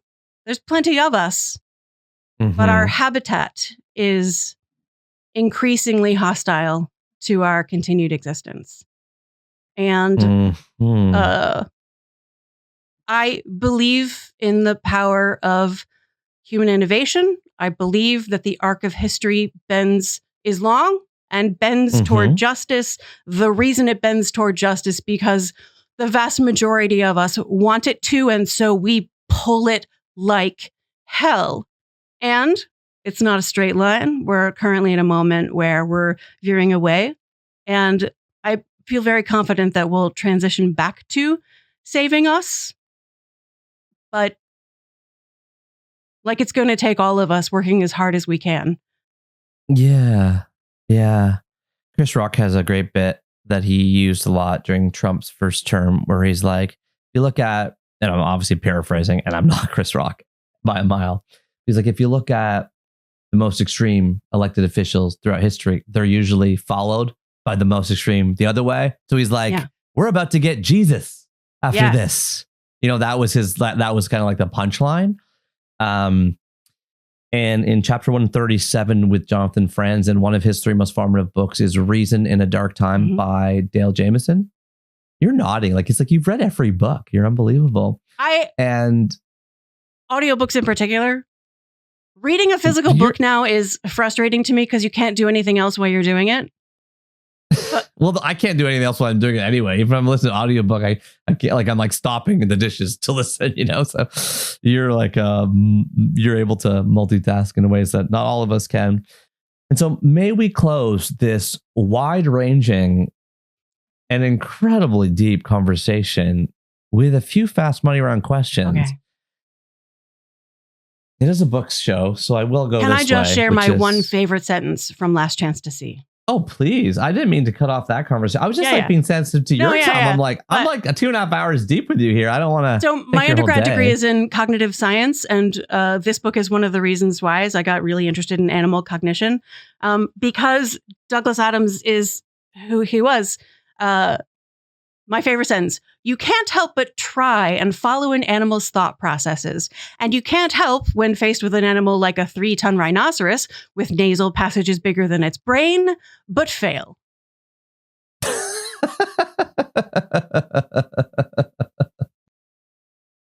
Have you done any of this yourself? Are you like, no, I hate like to travel. Safari person I hate or a it. word? I'm a be at home and read about the animals person. Yeah, that's fun. But the fact, like, you must be reading like hundreds of books a year, because I've heard you on a lot of podcasts to prepare for this, and like none of the books you talked about, well, except for a couple, like overlap with the other books you talk. Like, I'm like, you are one of the most well-read people I've ever talked to. Books are my lifeline. I learned how to be a person by reading books. Oh my! I learned how to have relationships reading John Gottman's work and then Sue Johnson's.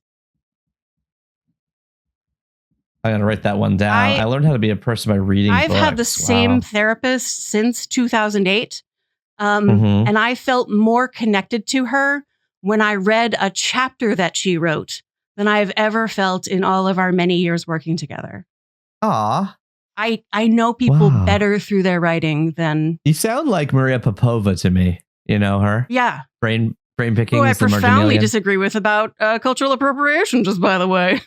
Oh, interesting. Oh, okay. Oh, interesting. Do tell. Well, so Maria says, for the record, there can be no learning without appropriation. And that's a misunderstanding of what is meant by cultural appropriation.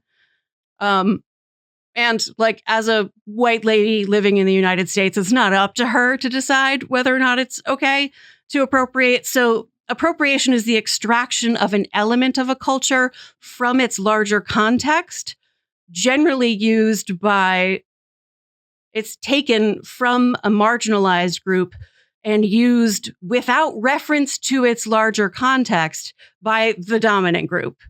And the extraction without context, without referencing the original culture, that's the appropriation part. Like, I'm just going to like take this thing that you have probably been marginalized for, like braids, for example. You've been told that your hair looks unprofessional, but I'm going to go ahead and do it and be told I look cute. How do we figure that out? Like, how do we figure that? Like, I didn't know that about braids. How do you know you're doing that? You listen to people. Yeah. And so one of the things we talk about in Burnout, educated, like if I braid my kid's hair, I don't really know I'm doing that. I mean, you know what I mean? Braids, dreadlocks is different ways of doing it. Like 2 pigtails is not appropriative because it's the hair example is a complicated one. You're saying if I put my 6-year-old son's long hair, he's half Indian, half white, into like cornrows. This is what you're saying? Yeah. Your kid's not going to get any shit for that. And a black kid with 4C hair, putting their hair in a protective style, is going to be perceived in a very different way. I see. But how do we in Burnout, we talk about the distinction between connected knowing versus separate knowing. Separate knowing is the sort of science, it's called the doubting game, where you extract a piece of information from its context and you poke it and prod it and try to figure out the ways that it might not belong. And connected knowing is where you go to a piece of information and you observe it in its native context so that you can come to understand it. One of these ways of knowing is more associated with men and another one is more associated with women. One is like treated as a way of knowing and the other one is treated as just like intuition, women's intuition.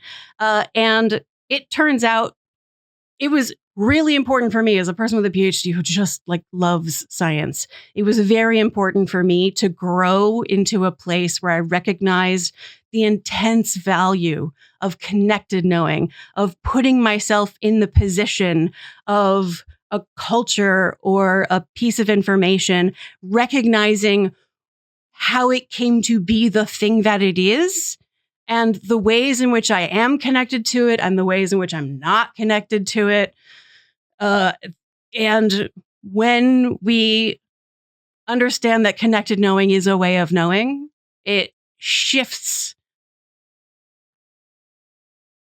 our relationship with the information. It deepens it and extends it. One of the reasons my degrees are all in different fields, and I do read very widely and way outside my area of expertise, is because all of that context builds a structure for me to understand the thing that I do know the most about. Yeah. Yeah, absolutely. And it's partly why we all love listening to you so much, because you are a sieve and a filter of a lot through an incredible communication skill and non-judgmental. You're a real gift to the world. That's very nice of you. It's not just that I talk fast. I do actually sometimes say things. No, I felt really comfortable to talk about a bunch of stuff today that I really haven't and don't, and because I have heard a lot of you and read a lot of you that I'm like, oh, you create space for that there for the conversation there's thousands and thousands of people will listen to this and, take it their own way and through their own conversations. And it's so great that you were willing to disclose the things that you did talk about. It's great. Thanks. Yeah. We'll see what makes it through the editing, but hopefully all of it. So hardcover, paperback, audio, or I guess you already said audio. Is that right? Audio is my favorite. Can I brag just a little bit? Please. Yeah, I want So the only thing I ever ask for in any of my book contracts is that I narrate my own audiobooks. They matter a lot to me because they make the book accessible to more and different readers. And the audiobook for Come Together just got nominated for an Audie. It's not going to win. No sex book ever has. But the fact that it even got nominated, Common is nominated in the same category. Just got nominated now? Like a couple of like last week. And what's what else just got nominated in the category? Common? Yeah, Common's. What's Common? Common is a rapper and a poet. Oh, I see. Oh, Common. Okay, yeah. got it. I see. Oh, and Common. So what I think you're saying is you have been recognized for your ability to speak. Like that's what it is, right? To narrate. It's a specific skill. But I love audiobooks. Well, you're making great ones that are winning awards. How do you organize your? I know you still have books. How do you organize your books on your bookshelf? Oh, not in a system that would make sense to anybody who is not in my head, because it's a combination of so there's a shelf of books I haven't read yet. There's a TBR. Yeah, there's a shelf of these are the ones. These are like the books that made me who I am. Last Chance to See is on there. The Hite Report is on there. Even What to Do When Your Mom or Dad Says Clean Your Room is on there. The Kinsey reports are. You have a formative bookshelf. Yeah, I have a shelf of these are the most important books in the world for my brain. And then they're arranged sort of by topic. There's a bunch of sex books.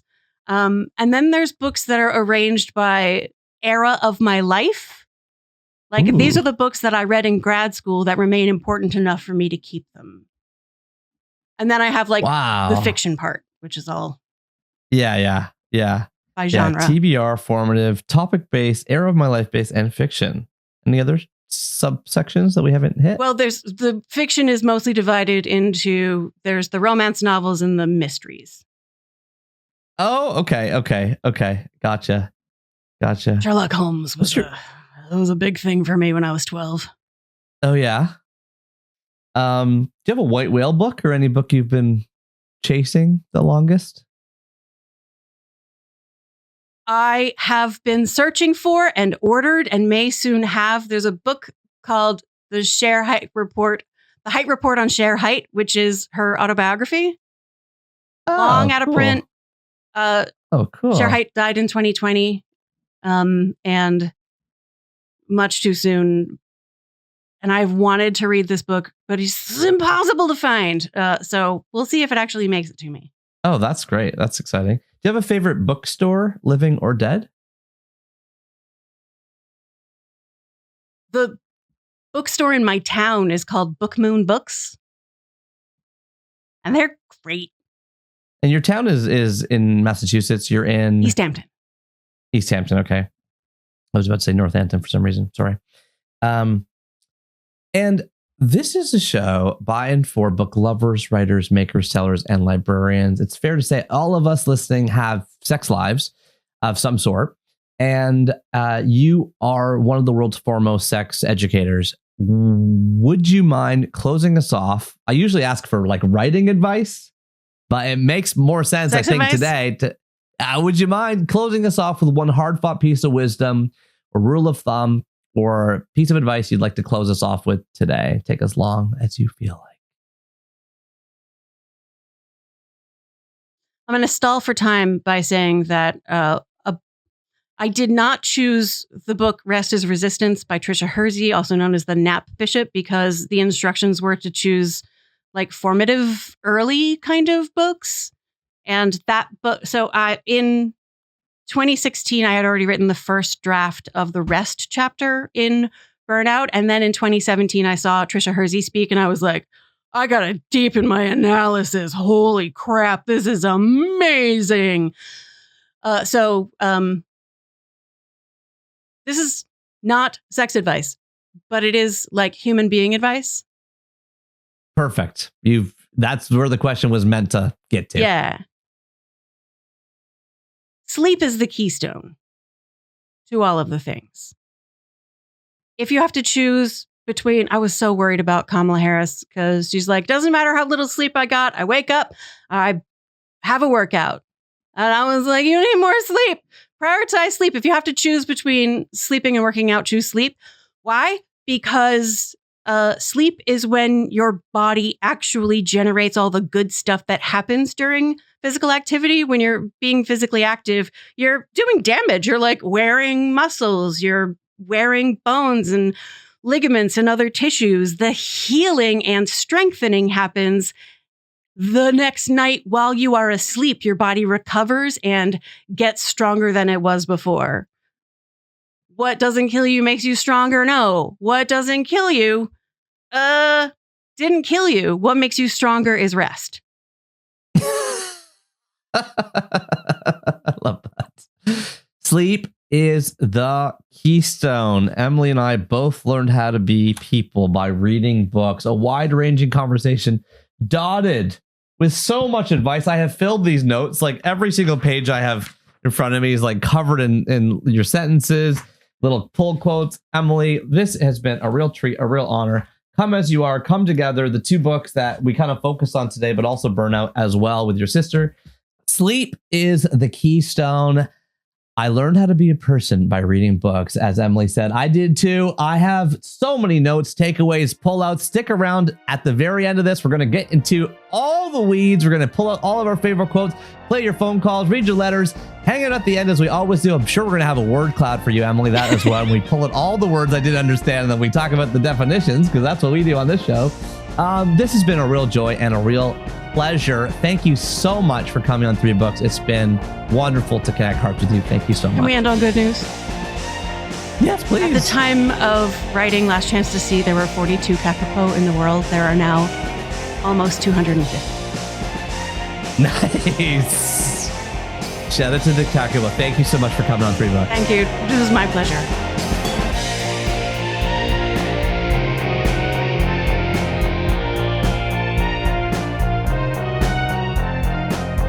Hey everybody, it's just me, just Neil again, hanging out my basement in my studio because I'm doing video this time.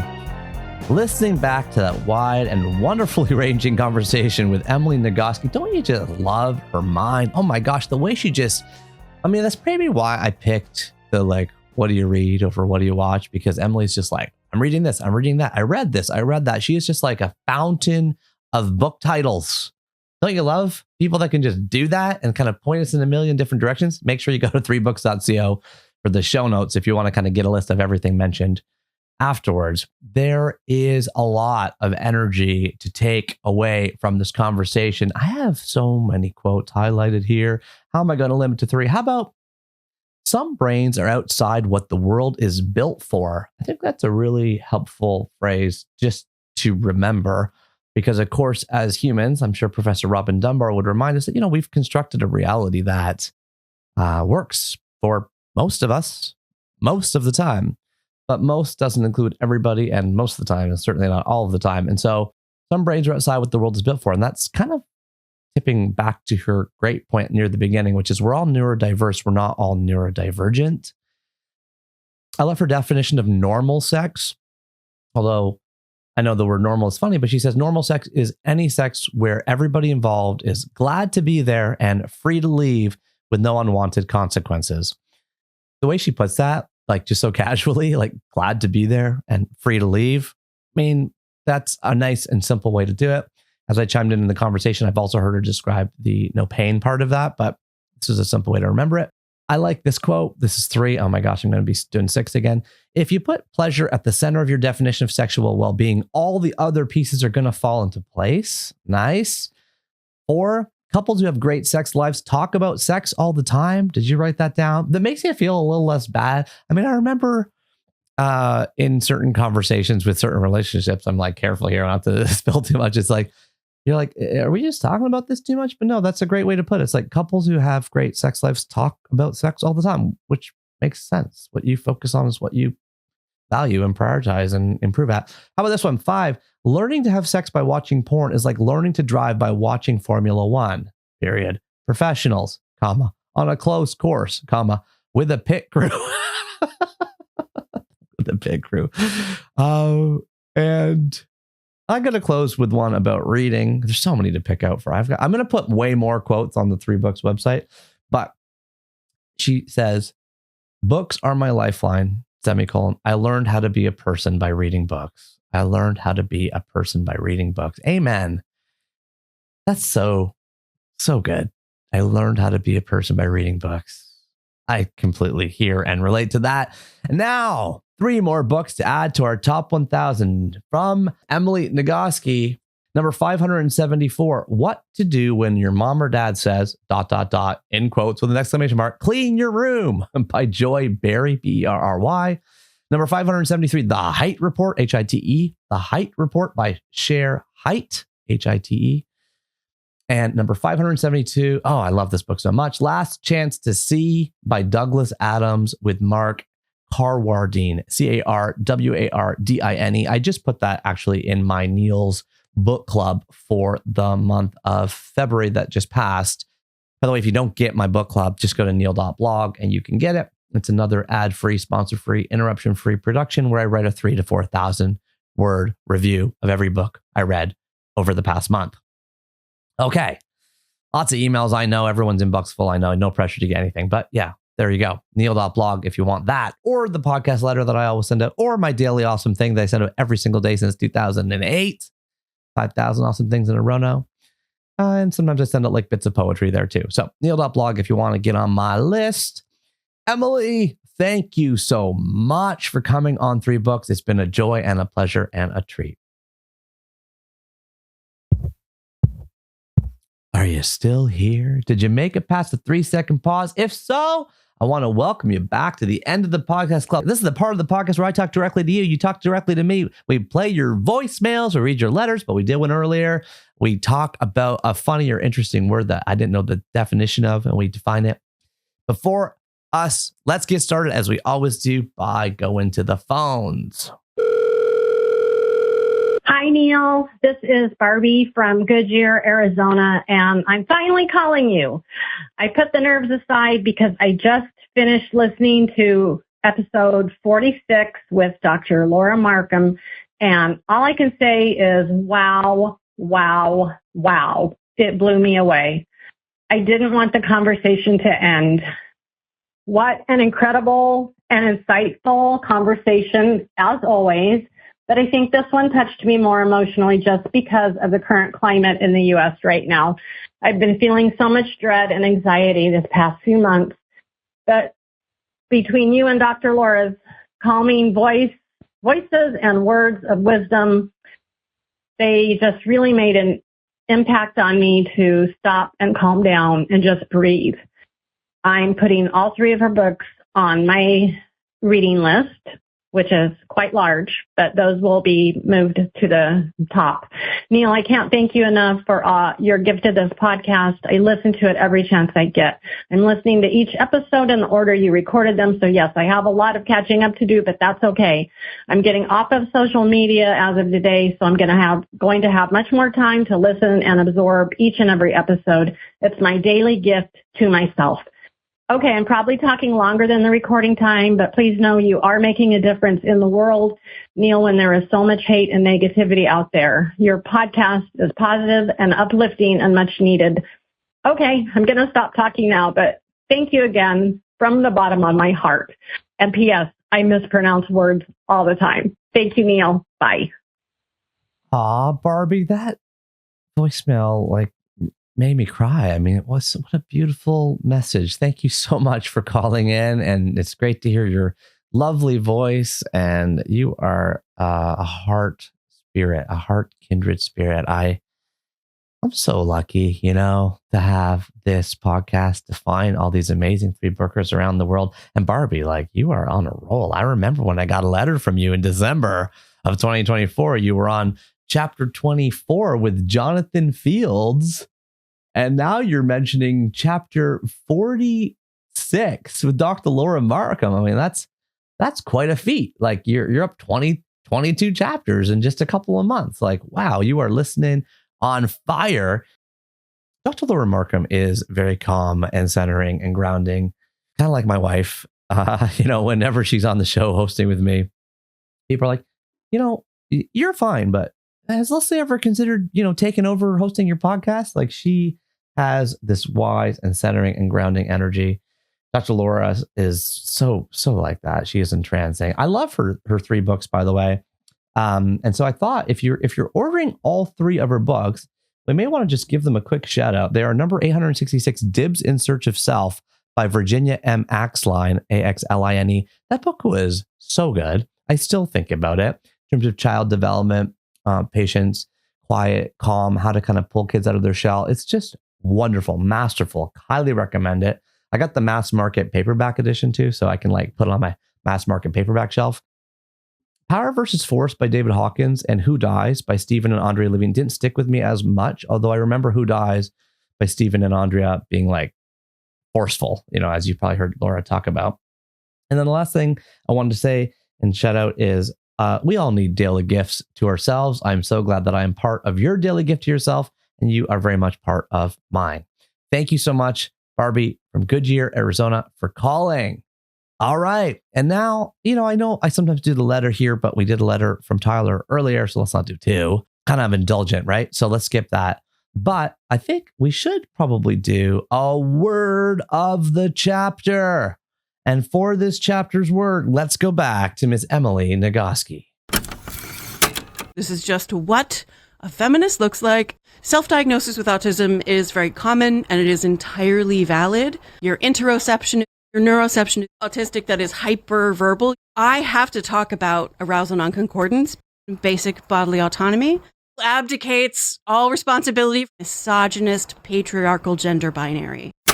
Lots of incredible big words there from Emily. I was taking notes the whole time. I'm writing stuff down. I'm okay, what does this mean? What does this mean? What does this mean? Could have gone with a lot of words, but you know what? That phrase that was just so unusual that I hadn't really processed it myself before, which is arousal non-concordance. So arousal and then non-concordance. Okay. So when Emily writes about it in Come As You Are and online on Medium, she says, arousal nonconcordance is the well-established phenomenon of a lack of overlap between how much blood is flowing to a person's genitals and how turned on they feel. So, for example, trauma survivors understand that a sexual response can be about nerve endings being stimulated, not about desire, right? So that's why she says in her incredible TED Talk, like, when I say no, people can't say, well, you're obviously turned on, you're wet, you're hard, you're whatever. It's what I say that matters more than what my physiological outlay or symptoms might be. So one analogy that she talks about is being tickled. So a person can be tickled despite not wanting to be tickled, and yet they will still laugh. This can happen despite struggling. So if nerve endings are stimulated, the result is laughter. She also uses the analogy of how to separate brain and body when it comes to thinking about or talking to people who have been victims of sexual assault. She says, this is a quote from Emily, "If I told you my mouth watered when I bit into an apple that was wormy and rotten, would you think, well, if her mouth watered, then she must really enjoy eating wormy, rotten apples? No, you would know that salivation is just an automatic response." So she's pointing out that genital response too is automatic, unrelated to whether or not we enjoy something. In a large meta-analysis of 2,505 women and 1,910 men, Meredith Chivers and colleagues in 2010 described studies reporting that, here's 4 takeaways for us to learn from. Some men report feeling sexual arousal without concomitant genital changes.